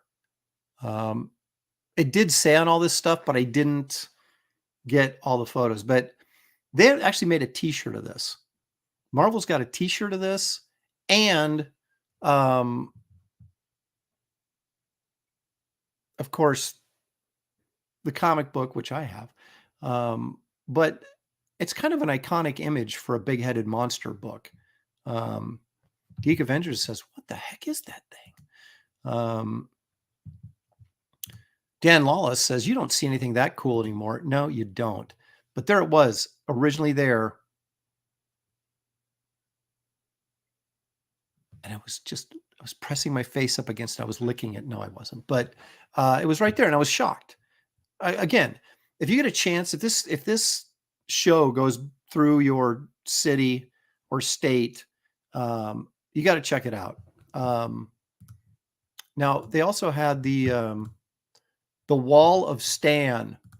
Okay, which is kind of funny because if you can see right over on the right hand side of this drawing right here, that's Kirby's desk and the little Kirby poster. They had original art there, and then they had this huge electronic Wall of Stan. And these images in here were like moving images, like his appearances from the movies and stuff. And it was oops, jumped there too soon. Hang on a second. So that was kind of funny. So they ran all these, like they were just, and you know, all these different frames there were clips of Stan from the movies. So it was cool. I mean, this was a really well done exhibit. I mean, it really was. This looks like, is that Byrne? That is Byrne. So this original cover was hanging there, and they had a section for each superhero, right? So it was like the FF section. This was hanging on the wall there. Nice little Byrne action there. My homie Ellie Munoz says, oh, I'm sorry. Crash 9 says there's a Kelsey in my window. And then right next to the FF was the Black Panther section. And they had costumes from the movie, and they had a Black Panther statue. And they had this cover from Tales of Suspense, number 98, which I actually have the original art for this, or not the original art, I wish, the comic. But you can see all the cut and paste going on here with the logo is statted around the art, and it looks like some of this, there's a cut mark line right here. So obviously this whole image of Cap and the Black Panther was changed more than once, then repasted on there. Talk about, you know, the actual production art. I mean, this was production art, but still, again, super cool to see that stuff. Cap, the Panther. Cap something, the Panther. They cut it out, it looks like, or it fell off. The lettering fell off. So they had a copy of Fantastic Four #1 in the Fantastic Four section. It wasn't in great condition, but hey, I'd take it. I tried to take it actually, and they hauled me off and said you can't come back here anymore. It was in a glass case, so it was protected. But you can probably see my fingerprints all over the glass going. But yeah, I mean, there it is, the beginning of the Marvel age. Look at that. They even got the store date. They used to, the stores used to stamp these, or the distributors would stamp them, these bundles that would come in. So you find some of these issues that'll have, maybe it was just the top book in the bundle, but they date, they'd stamp date it. So you got August 8th, 1961. I wasn't even born. I know it's hard to believe, you guys, but Paul Taylor says, when the Thing looked like Charlie Brown. That's pretty funny. All right, now look at this. This is the cover to Fantastic Four #40. Again, look at all the cut and paste going on there with the lettering and all that kind of stuff. And then the illustration there. Daredevil guest starring. Looks like Sue Storm is passed out. She wasn't really a lot of help back in the early days. She was just kind of made sandwiches for them and kind of got in the way. They did actually. I thought it was kind of funny, but it's like, I'm glad they finally made her sort of an active participant of the group. But here she looks like she's just kind of the damsel in distress that Reed is saving again. Okay, now check this out. They had a Spider-Man room, and in that Spider-Man room was this rather worn-out copy of Amazing 15, which, of course, is the first appearance of Spider-Man. Jack Kirby cover. How about that, folks? It wasn't Ditko. Ditko did the insides, but Jack Kirby did this cover. And that's a pretty good drawing of Spider-Man. And it's a lot softer than you would figure Kirby would be, and not as bulky. So it's very interesting. But yeah, the reason they got Ditko to draw Spider-Man was because Stan apparently felt that, Jack might draw him too bulky, too intimidating, but then he has him do the cover, and he actually did a pretty good job on the cover here of representing the character correctly. So, oh, here we go. Kevin Wolf giving me some knowledge here. Ditko cover was rejected. It was kind of loose. Oh, okay. So they had Kirby come in and do a better cover. Okay. Marcus seconds that, and he says Stan rejected the Ditko cover. Mark Pengren says, wow, I'm stupid. I didn't realize he didn't do the cover. No, that's Kirby. Oh, I see. Ditko inked the cover over Kirby. That's interesting. I didn't know that. Brian Blevins wants to know if I have any of these. No, that's the problem with my collection is I don't have any like huge money books, like, that are worth hundreds of thousands of dollars. I think the most expensive book I have a Golden Age Captain America. That's probably about $4,500 to $5,000. I've got Avengers #4, first appearance of Silver Age appearance of Captain America. But I don't have any of the major keys. I never had the money, even when these were reasonably affordable compared to what they are today. As a kid, I didn't have the cash, or access to them either. It was the other thing. It's like, you didn't see this stuff. I was on the West Coast. All this stuff is on the East Coast, man. And you never saw comics like this on the West Coast. Here's a Ditko splash page, but I don't know what this is from. This must have been from an annual. No, Spider-Man 20. Does that say 23 up there? Or 28? This might have been. Well, no, wait a minute. All those villains would have had to have appeared. Man, they all did prior to. There's the Beetle. He first appeared in Strange Tales. Yeah, they would have all appeared by issue 23 or 28. That's page 28. Spider 23, it says. So this is just like a bonus pinup, I guess, at the back of the book. But man, are you kidding me? Ditko stuff is not available because he did not. He didn't sell his work. In fact, correct me if I'm wrong. I know some of you guys will know, but didn't he destroy some of his stuff? And he left the Amazing Fantasy artwork to the museum. Let's take a quick break here for a paid service announcement. This is Zaid Comics for $10. That's Phil Diaz, of course. Aaron, happy Sunday. Had a great time this weekend catching up with Steranko. He had some great stories and advice. Hope everyone jumps on the Lost Pages 3. 2 days to get to 30K. Any help is amazing. Check that out. You guys, if you haven't checked that campaign out, Lost Pages 3 on Indiegogo. I'm sure Phil will post a link in the chat. He's got a great Bisley cover on there. We were both fortunate enough to get Bisley to contribute to our campaigns, and he's a crazy guy, but he's a good guy. And I really dig his art. It's very extreme. And Phil has a really nice piece too. So if you're a Bisley fan, make sure you get over there and check out that campaign. Thank you, Phil, for the 10. Appreciate it, man. And cool that you got to talk to Steranko. I haven't talked to him in a while. There's a guy that can tell you some stories.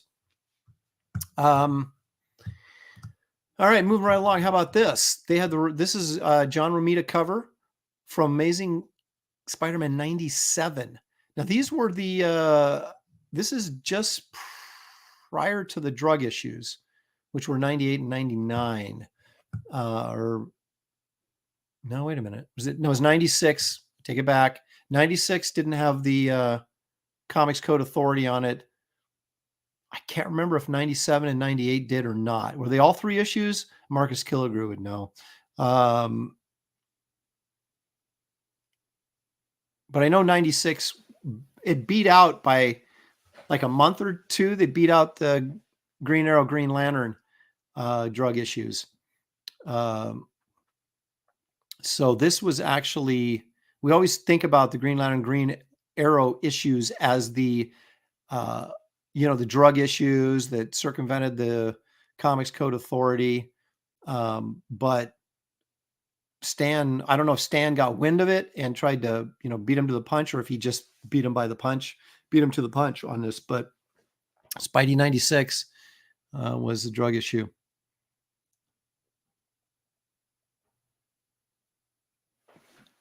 Art of Roy wants to know, Aaron, did you ever watch the Doc Samson movies with Ron Ely? I did. And I also got that Marvel magazine that he was on the cover of, the Doc Savage Marvel magazine. But I believe Buscema and Tony DeZanuga did the artwork on the inside of that. But they had a great sort of doctored up photo cover of Ron Ely. Gave him some abs that I don't think he actually had.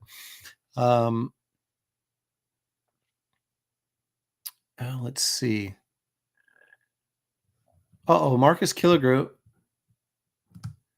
Fraga got a comic today that Ditko signed. Wow. So he tricked me into getting something super expensive, and then he went and bought something apparently just as expensive. It was signed by Ditko. I didn't give that stuff away. All right, now check this out. They had an original Ditko page. This would have been from, is this where he unmasks him? This is either Spider-Man 12. Yeah, 12 or 13, I was going to say. It's Spider-Man 12. And again, these were like twice up. These old like Ditko pages were twice up. These, I just can't even imagine how rare these are, and how the collectors that they borrowed these from got a hold of these. So that's from Spider-Man 12. And then there's this one from Spider-Man 6 with the first appearance of the Lizard. Are you kidding me? Look at this.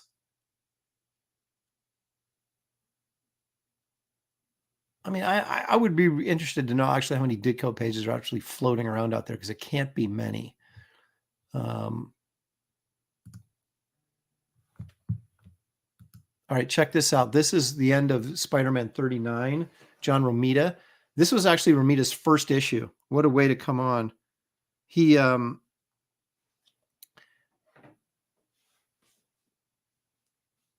this actually, we get finally the first reveal of the Green Goblin being Norman Osborn. So this is the last page to issue 39. And of course, issue 40 gives us the origin of the Green Goblin. And so 39 and 40, pretty key issues. And here you got someone with a big reveal page. Boy, this is worth some money.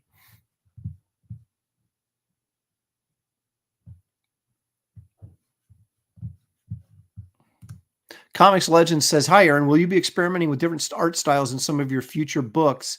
Well, I'm not going to say no. Wraith of God is definitely a different approach for me. I've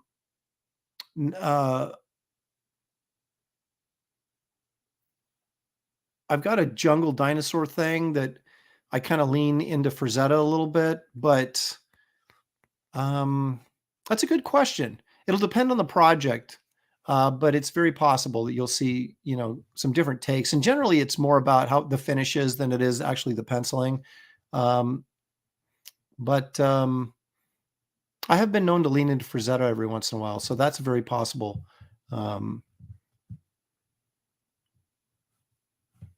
Okay, let's see here. This, of course, is the Ron Friends cover for the Spider-Man 252, which was not the first appearance of the black costume, but it was the start of the black costume in Amazing Spider-Man, where he was in that costume for a while. And so that's Ron Friends and Klaus Janson. So they had that original there, which again was like I was just, I couldn't believe the stuff that they had. I mean, they really went, this is a really good exhibit. And it's first rate all the way. Zaid Comics, there it is. Don't miss Phil's link right there in the chat to get over to check out Lost Pages 3. All right, so we're still in the Spider-Man section, and we came across, this is the costume that the actors, not Tobey Maguire, but the new kid that's doing it, the younger guy, the more recent Spider-Man. This was his costume, and they had the Green Goblin. And the funny thing is, now granted, it's on a mannequin, but you can see it doesn't fit as tightly, like around the arms here and the elbows on the inside. It kind of buckles a little bit. And you got to imagine they probably went in and smoothed all that out with CGI. Yes, the British kid. What's his name? My daughter has a crush on him.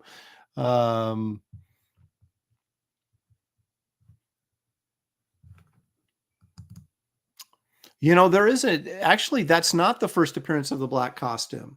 That's the origin of the black costumes in Secret Wars. But there was an issue of Peter Parker, Spectacular Spider-Man, and Marvel Team Up that came out the same month. So there's some argument about when with the black costume was actually the very first appearance of the black costume. So how about that? No, Andrew Garfield is actually British too. No, the new one, the new one. Holland, Tom Holland. Yeah. Yes, I agree. Marcus says he likes the Romita eyes. So do I. That was always my favorite look for that character. Okay, so we go over to the Hulk room, and this isn't the first appearance of the Wendigo, I don't think, is it? Maybe. No, it isn't.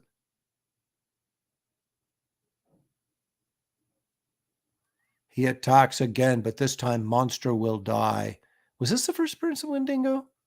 I got a feeling like it was a different cover. I can't remember, but I don't think this is the first appearance. But anyway, it's still, again,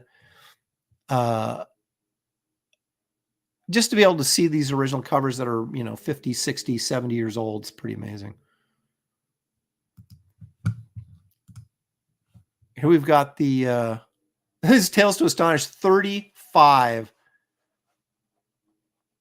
So this has to be the second appearance of Ant-Man, probably first appearance in costume. The splash page for that. This has got to be worth a fortune too. Man, this is crazy. Look at is he pouring he's like pouring formula on him that changes him to Ant-Man rather than drinking it. That's pretty interesting.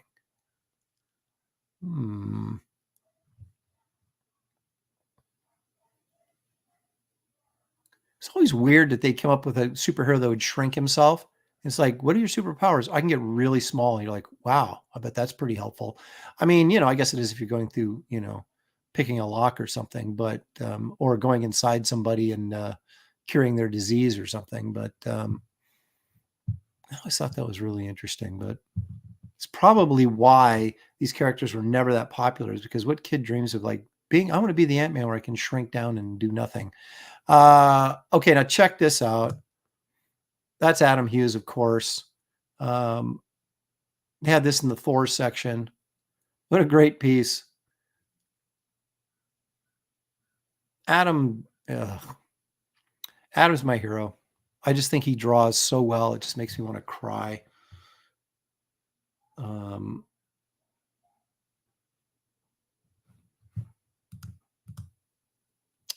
My homie Ellie Munoz says, if you get PIM particles in your eye, contact poison control.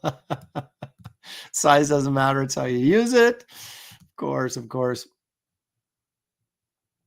Kevin Wolf says, the original Adam was just a short guy who learned to kick A. Well, yeah, well, don't they like shrink down but maintain their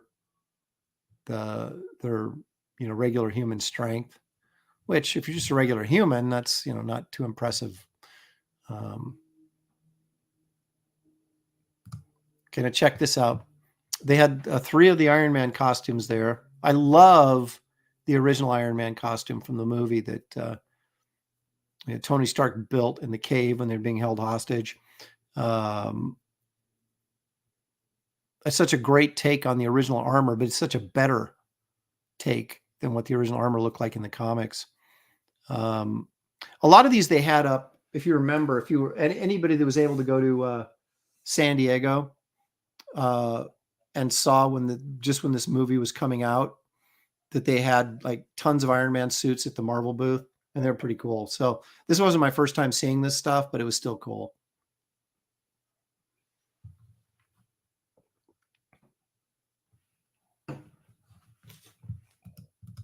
Yeah, exactly. Oh yeah, when Marvel was cool. Exactly.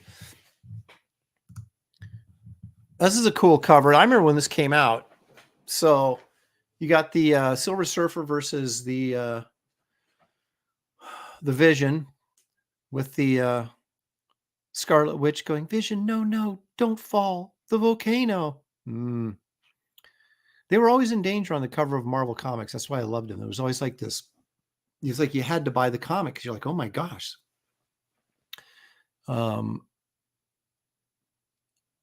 It's funny. I look at this book and go, that's not that old, but it was like 1973, probably 20 center. That would have been. They were doing those box covers with the box art on them in 1972. So this is after that. So this had to have been 73, just before I went to 25 cents. But still, I mean, that is a long time ago, but it seems so fresh in my mind. All right, here you go. That really was a long time ago. This is Avengers 16, the cover to Avengers 16. This is when Cap sort of takes over and it becomes a really lame team of like X-Men are in it. I think the only muscle they really had was Giant Man. But yeah, there's Scarlet Witch and Quicksilver and Hawkeye and Giant Man. You're like, and Cap. And you're like, wow, that is not an impressive lineup. But classic cover and worth a fortune nonetheless. Marcus Killiger is saying Bob Brown drew that comic, of all people. Are you talking about the Avengers, or are you talking about this? Are you talking about the Silver Surfer Vision, or this one?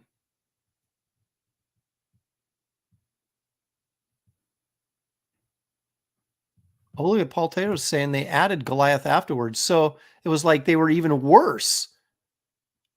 And then they added Goliath to give him a little bit of muscle, I guess. Now, see, Goliath was cool because he could, or Giant Man or whatever his incarnation was, he could get really big and crush people. But unlike Ant-Man, who could get, but obviously it was Hank Pym, was both characters. But, Giant Man was a little bit more useful, I would think, in a fight than Ant-Man. Oh, the Silver Surfer Vision one. Yes, that was Kirby inked by Chick Stone. That is correct. And of course, Marcus Killigrue was talking about Bob Brown drawing the Silver Surfer Vision issue that we just showed. Here we go. Gene Colan on the first appearance of the Falcon when he was in his green costume. This is Cap 117. I do have this book. This is, I mean, again, I sound like a broken record, but I was just so amazed. I kept walking through this exhibit and kept seeing these original art. And I was like, they have the cover to this? They have the cover to this here? So this was really cool. I actually like Gene Colan's run on Captain America. I know he's most known for Daredevil, but I kind of liked his run on Captain America. All right, check this out. I used to have this comic too. Sorry, the picture's a bit fuzzy, but this was, or actually really fuzzy. It looks like a Bigfoot video.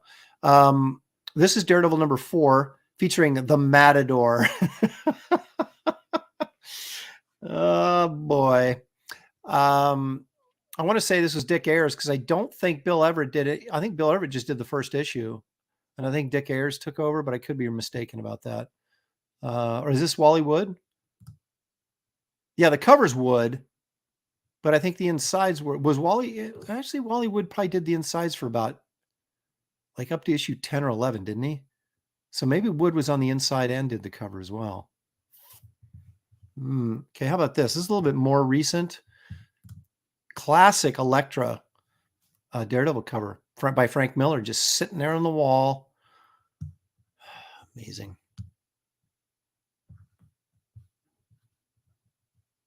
And then, of course, you have this Cockrum. Pretty darn sure that's Dave. Yeah, that's Dave Cockrum. X-Men page. I think this is from Giant Size X-Men #1, or it was X-Men 93. It was one of those two. And yeah, but you just got to sit there and wonder, how much is this page worth? And boy, I wish I had it. Yeah, Marcus Killigrew is backing me up on Wally Wood on Daredevil.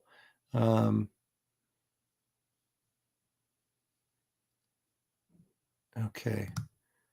Now, this is a Neil Adams. This is the first appearance of Havoc from X-Men 58. I do have this book as well. Scott Summers' brother. And you'll notice how this was a color hold, right? So that meant that there was no black line, that they did a color hold. And they had to do that in red. They either do it on a separate layer or they do it in red. And then that would tell the printers to do a color hold on that. So that was done in red ink. I love all the white out. We are so careful these days not to, do anything to mar the cover. And back then they were just slapping down white out and gluing stuff on and sticking it on, and they didn't care. But again, that's pretty cool to see something like that. They had this nice Barry Smith drawing. How about that? Of Wolverine. I don't see that. I don't think the art is dated. Was this actually a cover? I mean, there's a cover box, right? Or a UPC box right there, but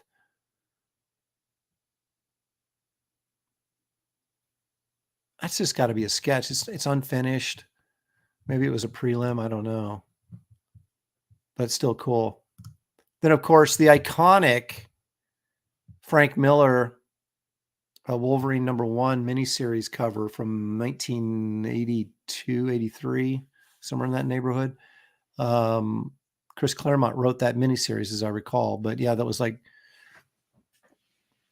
people were like becoming aware of Frank Miller as being he was just off of Daredevil the first time. And, he was starting to expand his Miller universe, and people are starting to go, this guy's really awesome.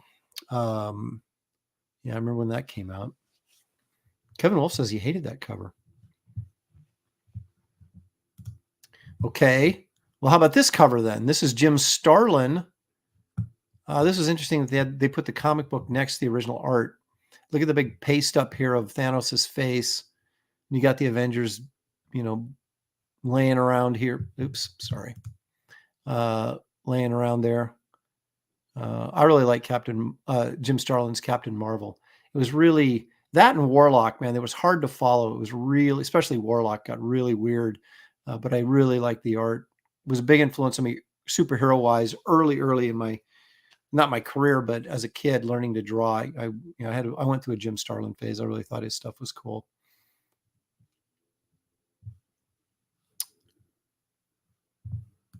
Then they had a Groot head from the movie.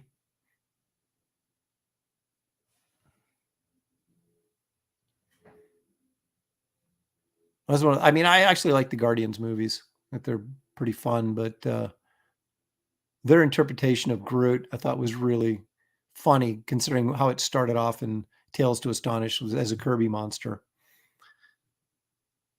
And so I showed last week, I showed the cover to Silver Surfer #1, and they had that in a section of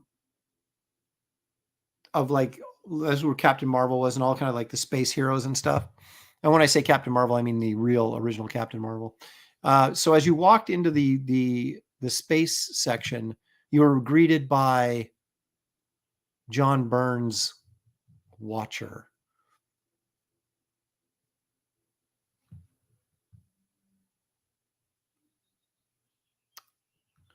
And that, folks, is the image I will leave you with on this journey through my field trip. So again, if you guys get a chance to see this exhibit, do it. It's well worth it. It's all classic Marvel. They did try to work in that Kamala Khan, Ms. Marvel. Nobody cared. It was like they had all these statues, right? And everybody's getting pictures with the statues, except for the Kamala Khan, because everybody's like, no one cares about this character. But other than that, it was all classic Marvel stuff. And just a lot of fun. It really was. It was at the Oregon Museum of Science and Industry, which is OMSI. In Florida, it was called MOSI, which was just the Museum of Science and Industry. And I think everybody's got one in their state, something like that, that would host a science museum that would host this show.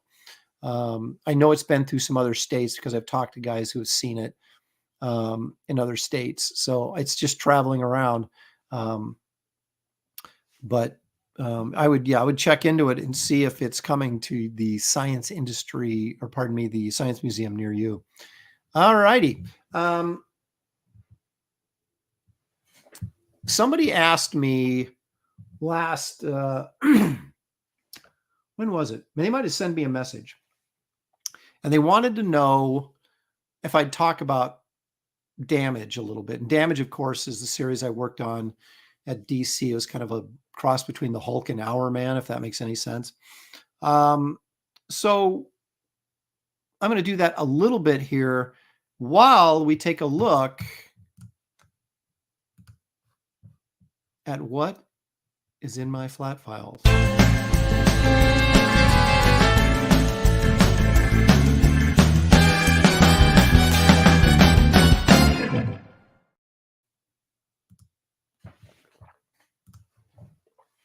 All right, you may recognize this desk.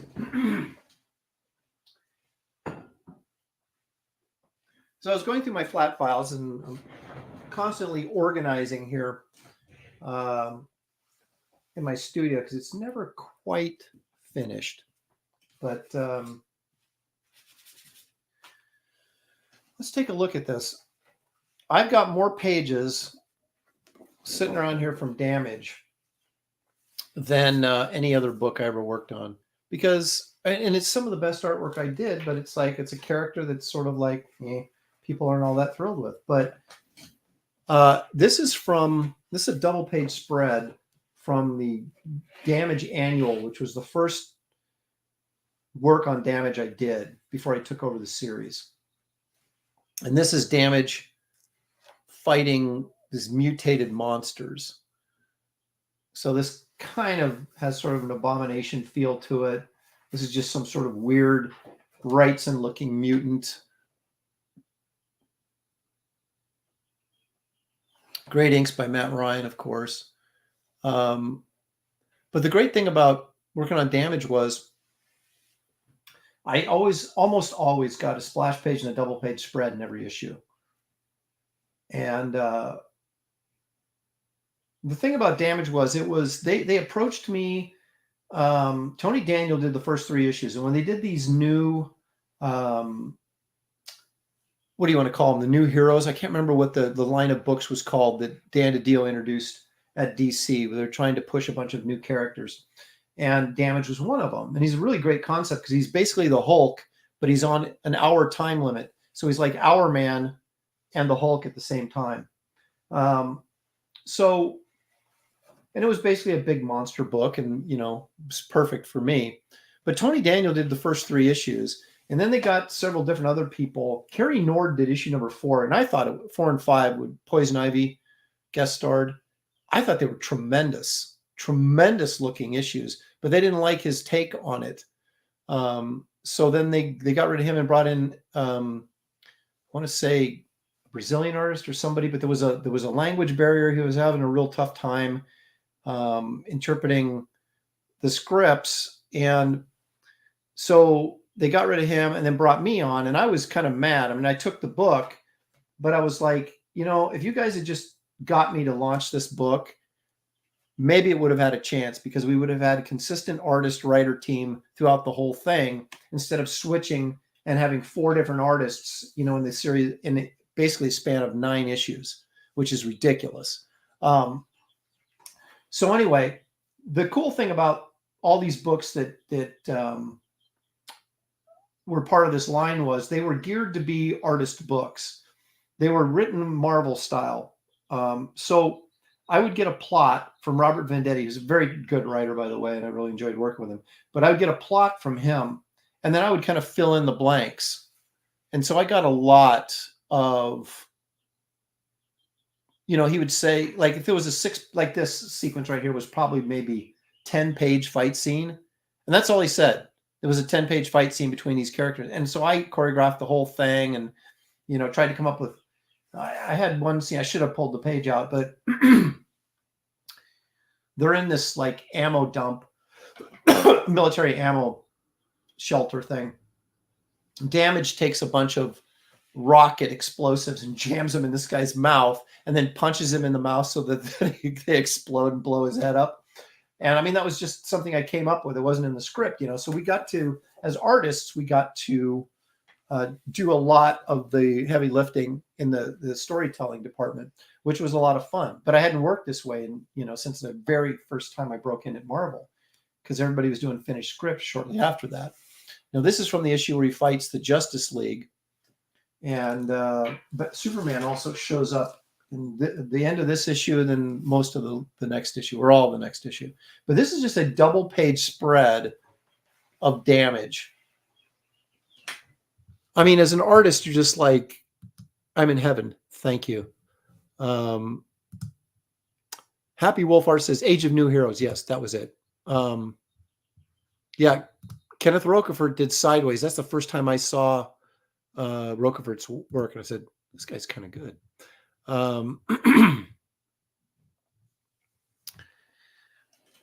So I mean, you can imagine getting, okay, so we want a double-page spread of, I think he actually wrote that double-page spread of Damage, as he leaps towards the Justice League, and then Justice League fight for whatever. And so if he had a gag or something he wanted to put in there, Robert would put, hey, make sure you include this or whatever. But for the most part, I was choreographing the whole thing, and it was a lot of fun. It was just like zero restrictions on me.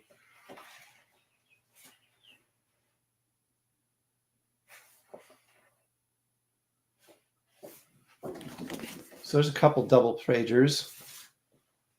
And then here's a just one of many splash pages of Damage just, jumping at you and doing stuff and trying to get those Kirby dynamics going where you got that huge hand coming at you. And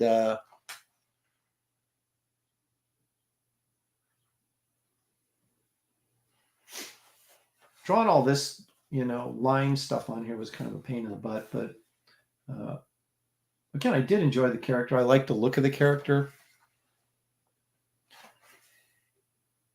And like I said, there was a lot of action, so there was a lot of splash pages and a lot of, big action shots. Now here's this is one of the Superman pages here. So we got Superman flying down. And none of this was scripted again. I just sort of like, okay, so I got to work out this, 6-page, 7-page fight sequence between Damage and Superman and try to come up with something new and interesting. At one point, Superman flies down. Damage, he picks up Damage, flies him way up in the sky, throws him down. He craters into the earth. And then Superman comes zooming in at him. And Damage takes up his hands and grabs two big clumps of earth and then sandwiches Superman right in between him, crushes him right in between him as Superman flies down at him. So you get to come up with stuff like that, and it was just totally a blast.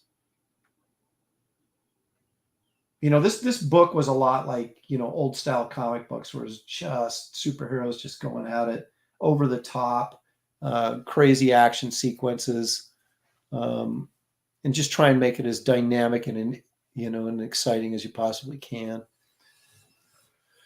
course, all these Damage pages are currently for sale. So, if you have to have a Damage page in your collection, let me know. Here's Batman guest starred right after Superman. So that was fun. Got to draw Batman. There's kind of a cool Batman panel right there. I drew a couple issues of Detective, but most of the time when I drew Batman, he was like appearing in somebody else's book that I was drawing. Same with Superman. Other than, I did some issues of Justice League, but I would always try and get those iconic characters to guest star so I could draw them. Go, hey, can we bring Batman in for an issue? Which would make no sense for Batman to be involved in a Damage comic. But yet, there he was.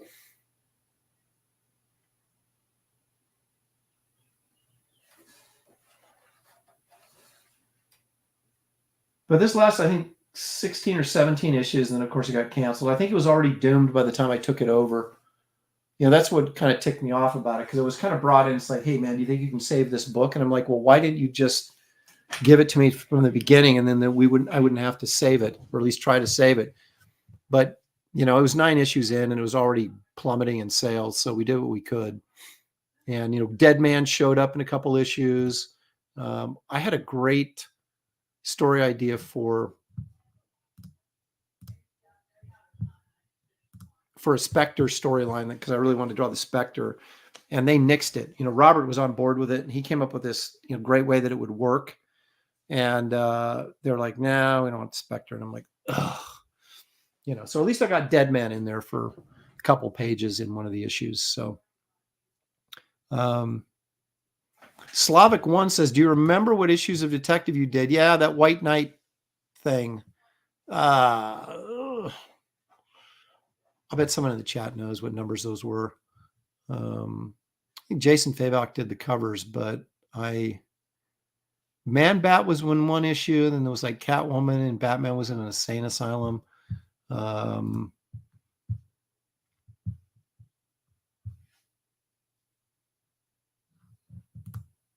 Yeah, the Spectre. What did I say? Did I not say that? If I didn't say the Spectre, I meant the Spectre. So, and it's all about, on this show, it's about what I meant to say, not what I actually did say.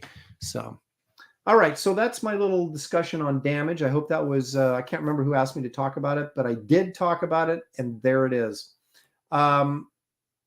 So let me show you guys something real quick. I did an unboxing video on this, but if you haven't seen it, this might be kind of interesting.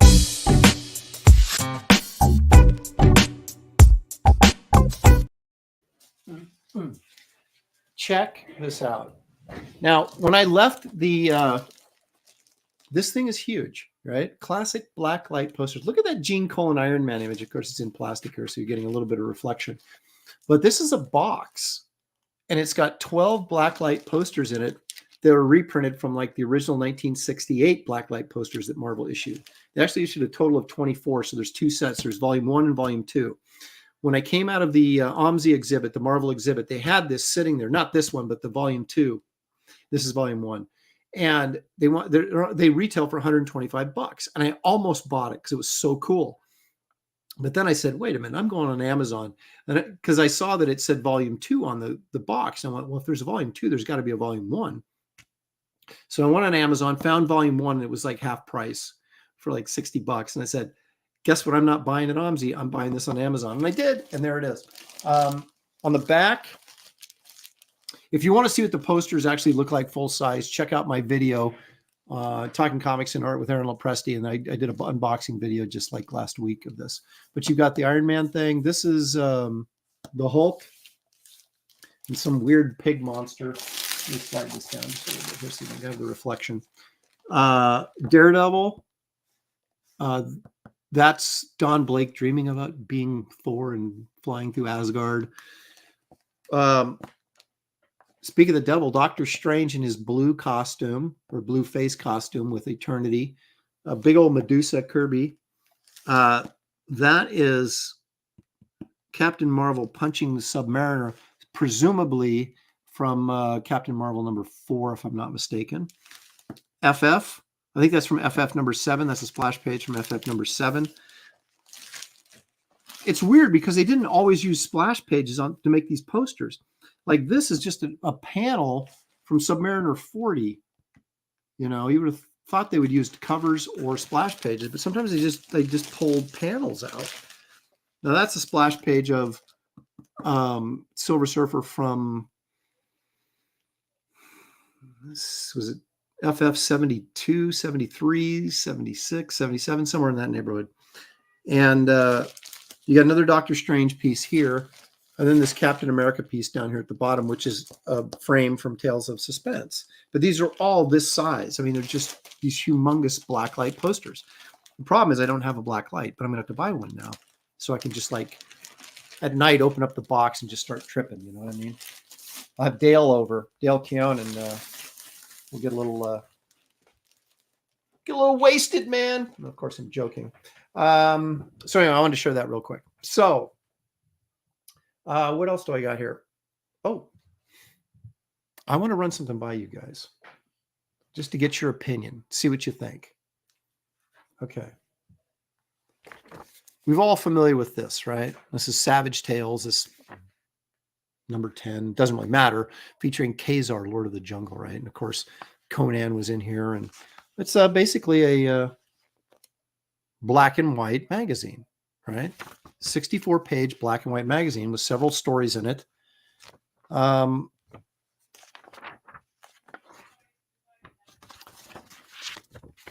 I'm thinking about doing one of these through Empire Comics, and this format with just black and white interiors, 64 pages. It'll be square bound, but I don't think they print newsprint anymore, but the same type of cover stock. And it'll have several stories by several creators, and it'll all be Savage Tales type stories. They wouldn't necessarily all be barbarian stories, but they would all fit into this genre. So would you guys be interested in something like that? Because I'm seriously thinking about doing it as kind of an in-between campaign, because there'll be a bunch of guys working on it. And so we'll be able to get it done theoretically much faster. And then, because I want to get to a point where I'm doing 2 books a year instead of just 1. And I've got a couple of IPs that would fit very nicely in this genre. So everybody's saying, yes, sounds cool. Do it. Okay. Well, I'm looking into it. So I just want you to know that it's on one of my many, it's on my list of ideas, of many ideas I have. But the thing is, for me, is I've got so many IPs, how can I get them to you guys as efficiently as possible? And I think, incorporating, now that I have an inker on board and some other people that can help do some of the stuff with me that I trust, that I know is going to do a good job and it's going to look great, that'll allow me to get more product out to you guys.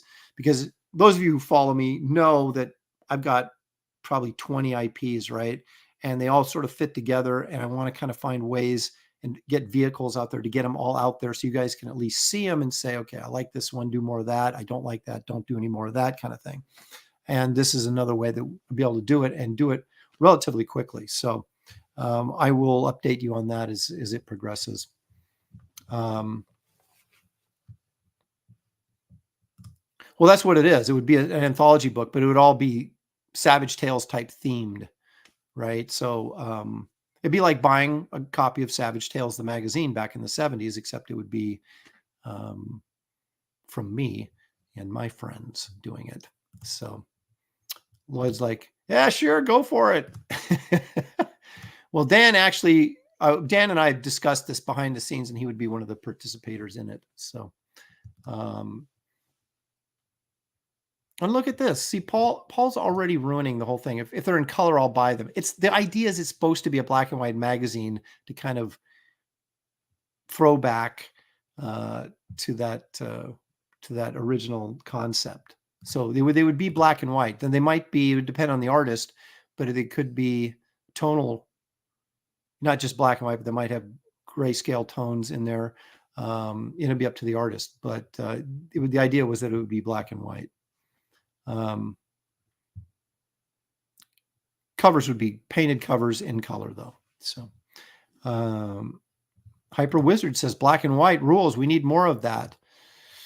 Well, and if I couldn't publish it on newsprint, which I'd actually kind of like to do, maybe like tan paper, so it has that sort of newsprint feel to it, even though and that sort of actually gives it sort of this sepia look to it. It doesn't look exactly like, stark white, black and white. So,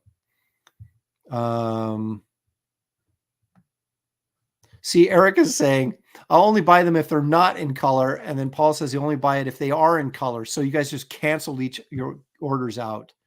Mark Pennigan, anything's possible. Anything is possible.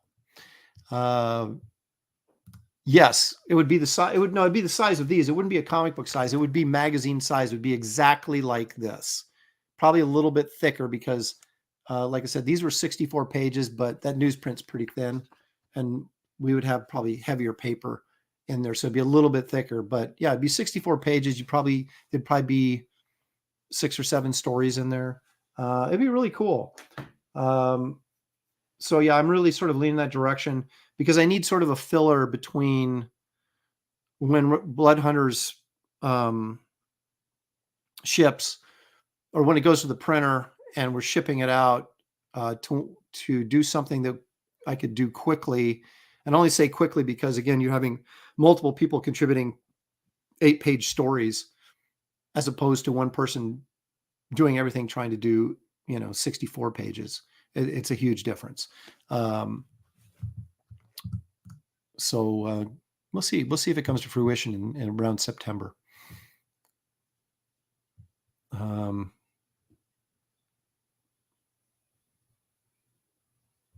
Oh, do they? Oh, he is printing on newsprint. I didn't know that. I'll check that out. Look at Paul. He's waffling now. I'll probably still support it because Aaron's a really good artist. I just prefer color. Thank you, Paul. I appreciate it. And if it makes you feel any better, I'll probably have 2 stories in there. I got cool IPs that'll fit nicely into that. So I think you guys would like them. I haven't read any issues of War Party. I'll look it up though, now that you bring it to my attention.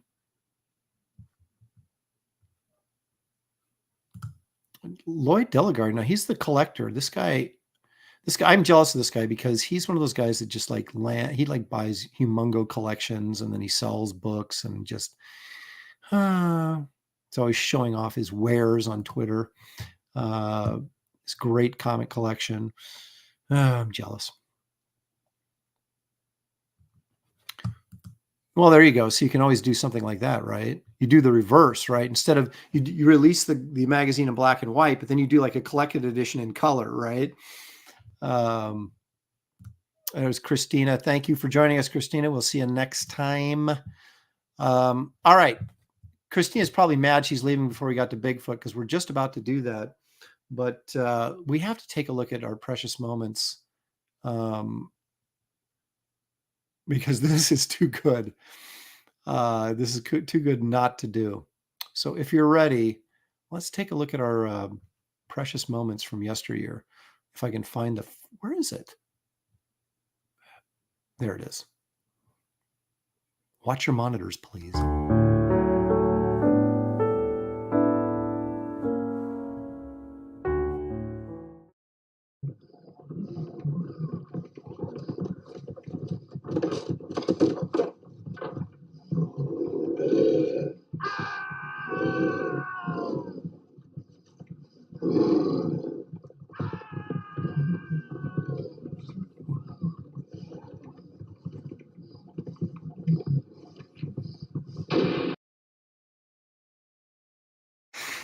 Oh my gosh. Do you guys know what that was from?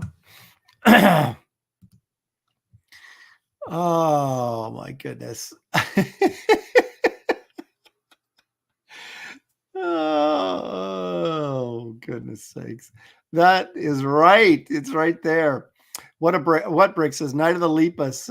Citizen Ronan has it too. Killer Bunnies of Death. Oh my gosh. Is that just the funniest thing ever? That was from Night of the Lepus, and that was Rory Calhoun with the rifle. Paul Taylor of $10 Canadian. Thank you so much, Paul. I appreciate that. You should do a segment showcasing IPs you own to stoke interest. I did a video about that a while ago. I should revisit it because I have a lot of artwork. They're all developed. That's the cool thing. It's not just like, I got this idea. I mean, they all have outlines. They're all the characters designed. They're ready to go. It's stuff I've been working on for the past 30 years and just never published. So, that's a good idea. Maybe I'll do that 2 weeks from now when we return. No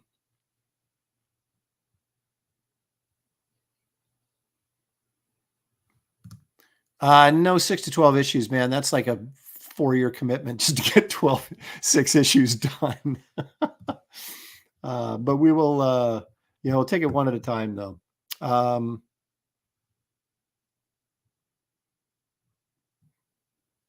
let's see, Night of the Hassenpfeffer. That's right. In the 70s, they had these animals gone wild movies were like the big thing. It was like climate change is the big thing right now. Back then it was like animals revolting against humans, because we were so oppressive or whatever. So you had like The Dogs was a movie, or was it Day of the Dogs or something like that, where the dogs turned on everybody. There was Night of the Lepus. Frogs was another one. Food of the Gods was another one that Paul pointed out. That's based on H.G. Wells' story, of course. Giant animals, or animals gone wild, or bugs coming out from the center of the earth destroying people. There was like these lava bugs. What was the name of that one? God, I can't remember, but they would like get on people and burn them. And they were just like, anyway. Yeah, Ben with the rats. Yep.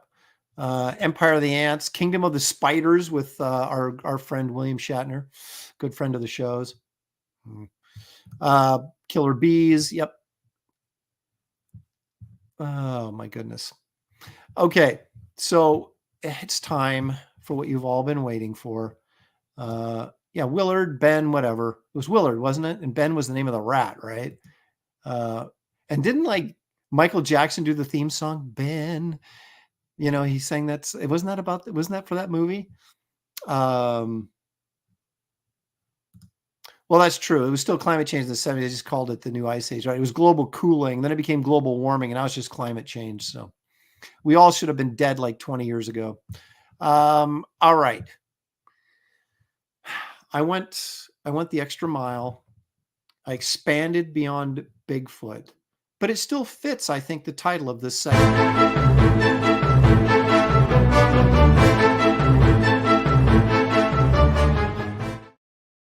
Because we're still not finding Bigfoot. So does it matter if we're even looking for him as long as we don't find him? Okay. All right. We'll see what you guys. A lot of these are still photos from like trail cams, apparently. That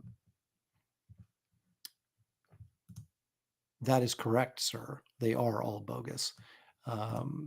See, they got this thing that when you're a scientist working for the government, you survive by getting government grants. So therefore, you tell the government what they want to hear so you can get your grant. It's an unfortunate situation, but oftentimes true.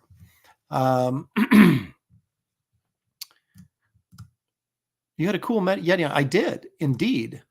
He was a main character there, kind of at the end of the run there, Mystic. But anyway, okay.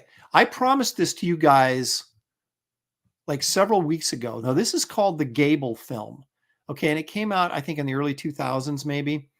And this is why the whole cryptid thing bugs me, is because they admitted after they did this that this thing was fake. All right. And then they went and did like the making of how they actually made it. But it fooled a lot of people. And you had people going, well, that couldn't be a human being. Look how it's running and blah, blah, blah. And it was a human being with a blanket over him practically is what it was. And yet you had all these people jumping in saying, oh, that's real and blah, blah, blah. And then you just, made a fool out of all of them. And somebody has still posted a video on this thinking it's still real. So anyway, take a look at this. And I'll discuss a little bit how he made this if you're not aware. It's really, not ingenious, but clever. Here we go. This is the Gable film.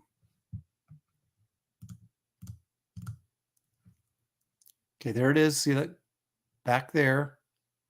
He sees it, and then it starts running towards camera. Then the guy allegedly freaks out, tries to run away, and then look at the teeth right here, coming right there. Okay. So then he does a follow-up video of this where there's two dead people and the cops find the dead people. And supposedly it was an accidentally released camera shots from the police. And the whole thing was bogus. All right. But I want you to take a look at this again. This is the guy. He basically had like a bearskin rug or something thrown over him. It wasn't even that. It was like fishnet, like not kind that women wear, but the like that you'd go fishing with, right? And it had all this like crap in it, like a camouflage type that maybe a hunter might wear. That's all this was. And the guy got down on all fours and ran towards the camera. Okay. But you had people saying, look how authentic this is. And, because you don't see very much of it, right? You see him kind of like parked there. And then he starts running towards camera, right? And you got all these experts saying, well, this is obviously not a human being. He couldn't move this way or that way. And you're like, okay, it is a human being with a rug over the top of him.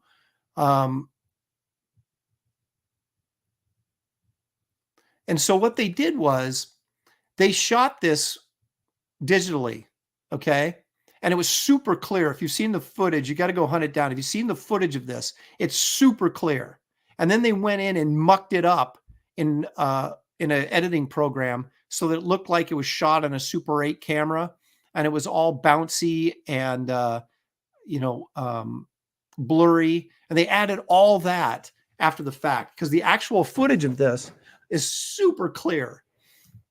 And you wouldn't have bought it for a second, but as soon as they messed it up, then it became believable. So that's the trick to making a good Bigfoot or Dogman video, is mess it up after you shoot it in a program. That's exactly a ghillie suit. Yep, that's exactly it. There you go. That sure is a werewolf. You don't know what you're talking about. It could have very easily been Billy Tucci and Cameo. Everybody's saying ghillie suit. What is exactly? I keep hearing that phrase, and I understand what it means, but I don't. What does that name mean? Ghillie suit. What's the origin of that?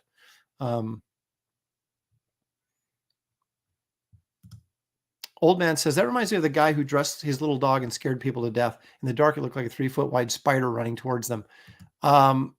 Yeah, there's like a video of that in Brazil where they think it was a guy walking kind of like in The Exorcist, where she walked down the stairs, backwards, that they was doing that, but it was like all blurry and at night. And they thought it was a giant spider. And this lady came on and said, well, spiders have exoskeletons. And so a spider much bigger than, those bird-eating tarantulas, they would collapse under their own weight because the exoskeleton would not be able to support a spider that big. Basically just saying that, debunking this whole giant spider myth.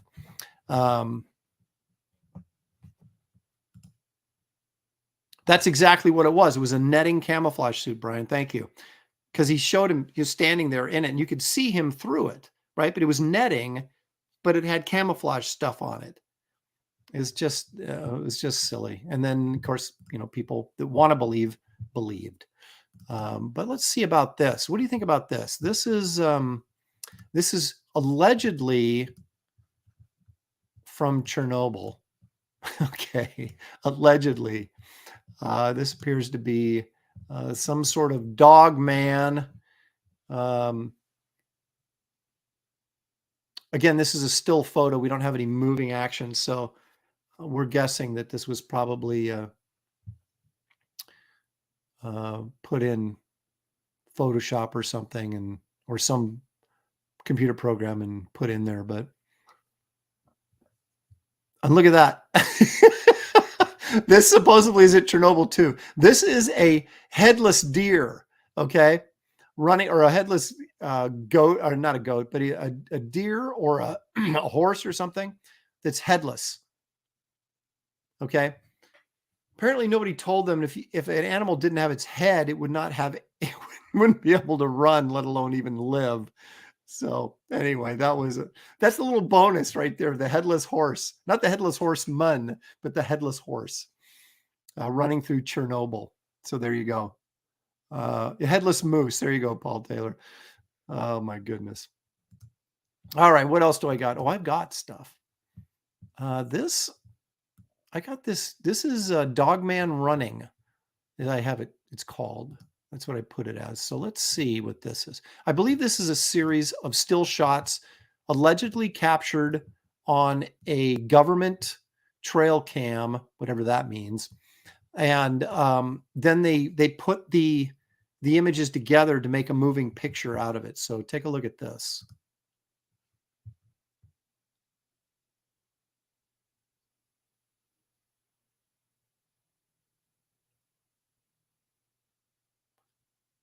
So this was a series of still photographs, and then they sort of clipped them all together here to kind of show what it would look like in motion.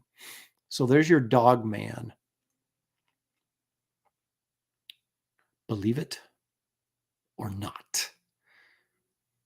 That was a television show, believe it or not. And what was the one with Leonard Nimoy? Was In Search Of. So here we go, In Search of the Dog Man. So anyway, this was, okay, again, like I said, allegedly, this is a series of trail cam photographs taken by a government camera, and these were accidentally leaked, allegedly. So that's the story behind this. I'm not sure I'm buying it either. I'd sure like to see it in focus.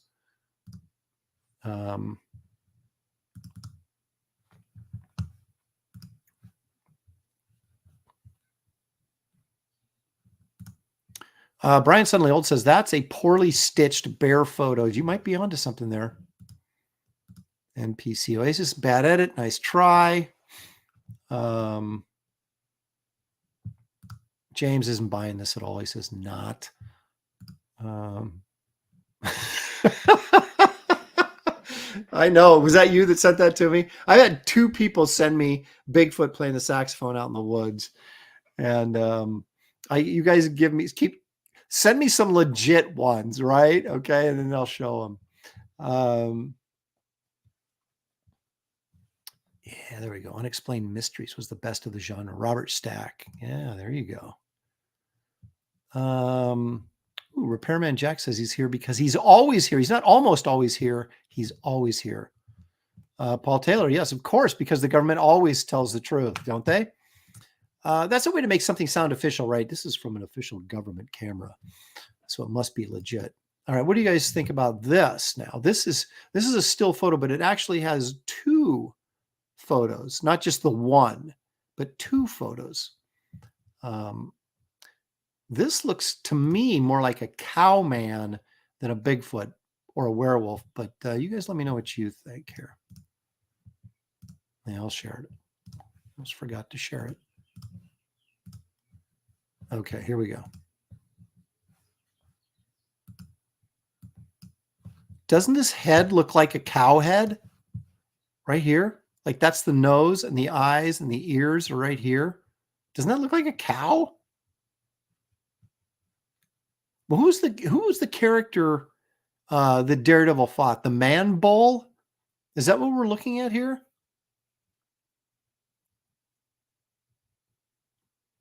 Doesn't that look like a cow's head? His eyes there, and there's the nose, and the ears are here. That's a cow head. That's a cow man. And there's the second shot of him walking away.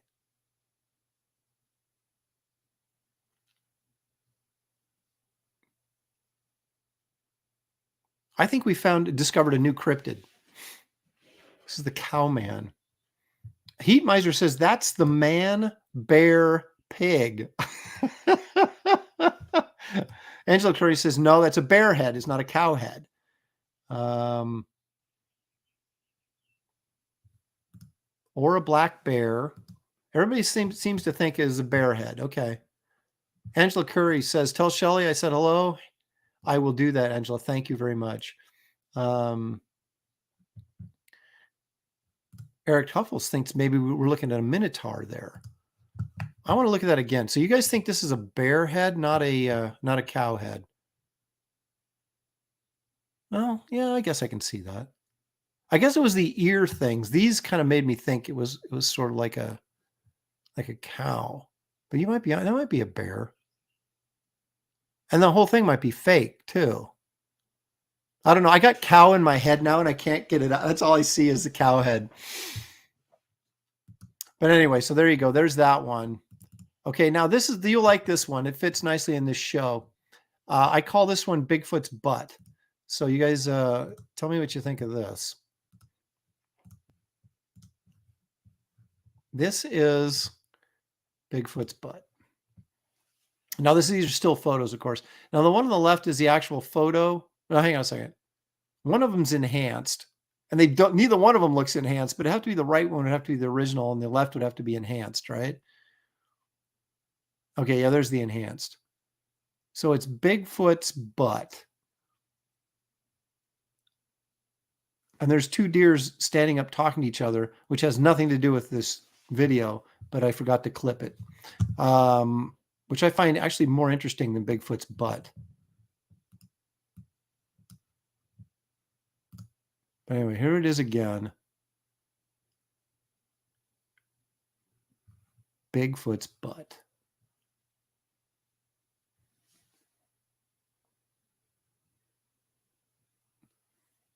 Yeah, you guys are commenting on his musculature. He's ripped Bigfoot.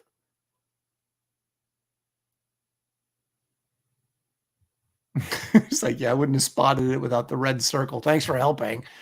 Okay, so that's Bigfoot's butt. All right, now this one is interesting, okay? I know I keep saying that, but this actual one is sort of interesting. It's probably fake, but it looks pretty good. Oh, no, wait a minute. I saved that one for last. This is... No. This is the chupacabra in Louisiana.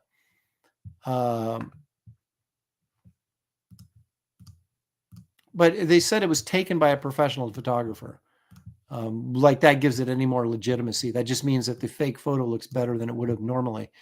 This isn't the chupacabra. This is a wolf, a coyote with a pumpkin. But here we come. There it is. Look at that. Is that just something with mange? Or is that just totally fake? So they point out here that it's in Kelsey's backyard in Baton Rouge, Louisiana. So there it is. My first thought was that's a kangaroo, but it's not a kangaroo. And why they showed us a picture of an alligator, I have no idea. Okay, let's take a look at this for a second. What are we looking at here? Is that like a wolf or something, or an aardvark with mange? What are we looking at? Hairless wild dog? Sure. Coyote. Aaron, the coyotes get some sort of disease that makes them lose their hair. So we're thinking maybe this is like a mange coyote type thing. Daniel Russell says it looks like Shane. That's not very nice. Did Mr. Bigglesworth escape from Dr. Evil? There you go. There, see, frankly, 0 is that 00? Frankly 00, or is it frankly 00? From Australia is telling us this is a shaved kangaroo, and he would know because he sees those probably all the time.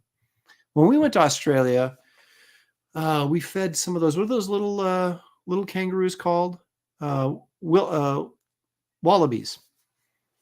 We were at a place called Silky Oaks Lodge, which is up in the rainforest up by Cairns, and they had this little park full of wallabies. We could go out every morning and feed them carrots and stuff.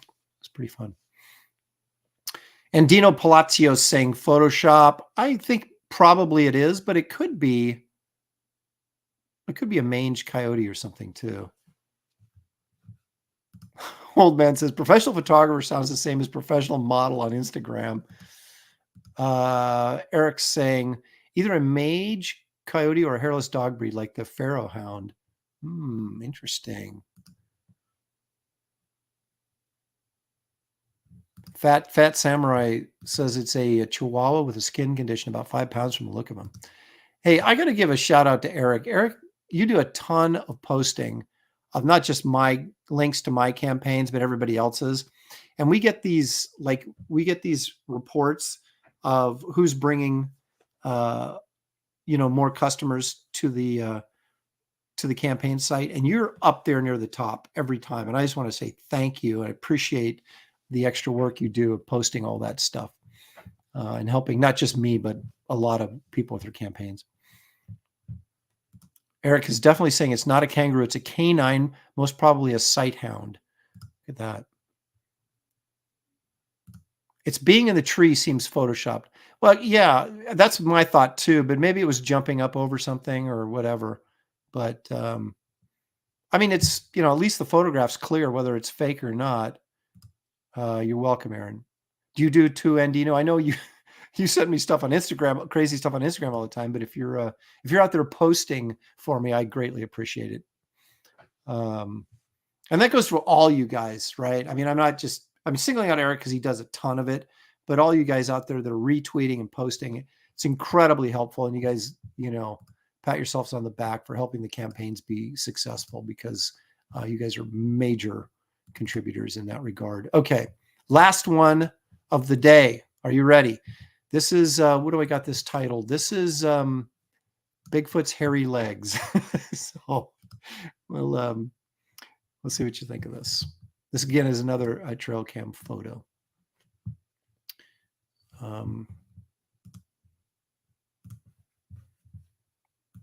This just looks like fake fur to me all the way around, like costume fake fur, but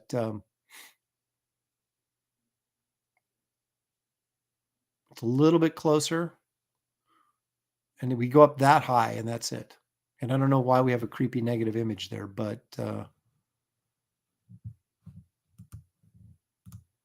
so there we go again.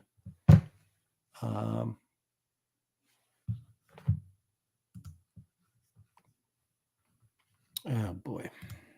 See, this is the kind of stuff that gets you in trouble on this show. I'm pretty patient. With you guys. I try to be, tolerant and all that kind of stuff, but you can only push that so far, and then the cannon comes out. Yeah, it looks like stuff glued onto a frame. Oh, look at this. Andino. I would give you a cannonball for Anna, but I'll leave that up to her. No fetus, Jim Lee. Wow. Chris Maycock is enjoying the jokes in the chat. Aaron's event. I am. I come off as very quiet and peaceful, but I'm really very, very sinister.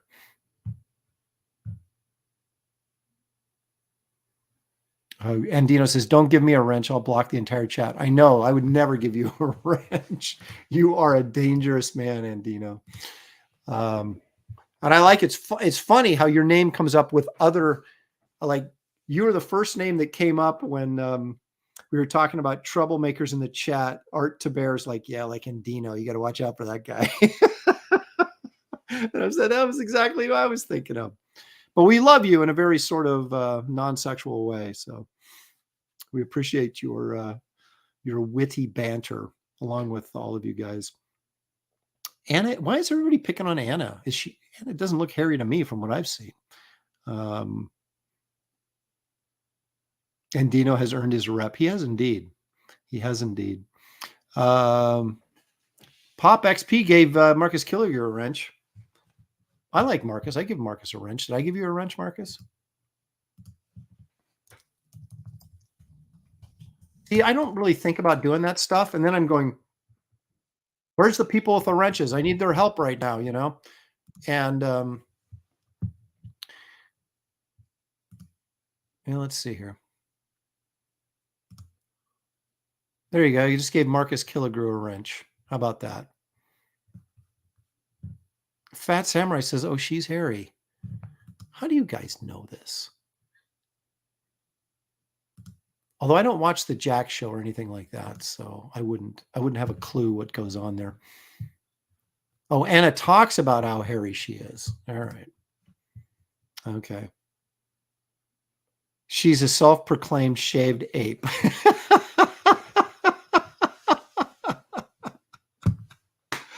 Oh. Eric must have a wrench. He couldn't post stuff if he didn't have a wrench, right? Eric, Eric Hutfels, don't you have a wrench? He must. Yeah, he's starred. He has a wrench. Yes, he does. I think he does. I don't know.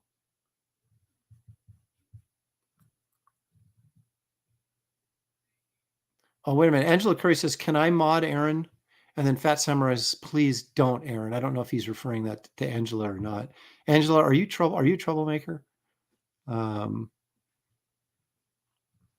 All right, let's rectify that right now. Okay. Eric, you're now a moderator. There you go. That's all the moderate I'm giving out this week. Angela wants to remind everybody, Death Raider closes tonight as well. That's Rob Machine Gun Hunter's campaign. You guys want to get out there and support that. That looks really, really cool.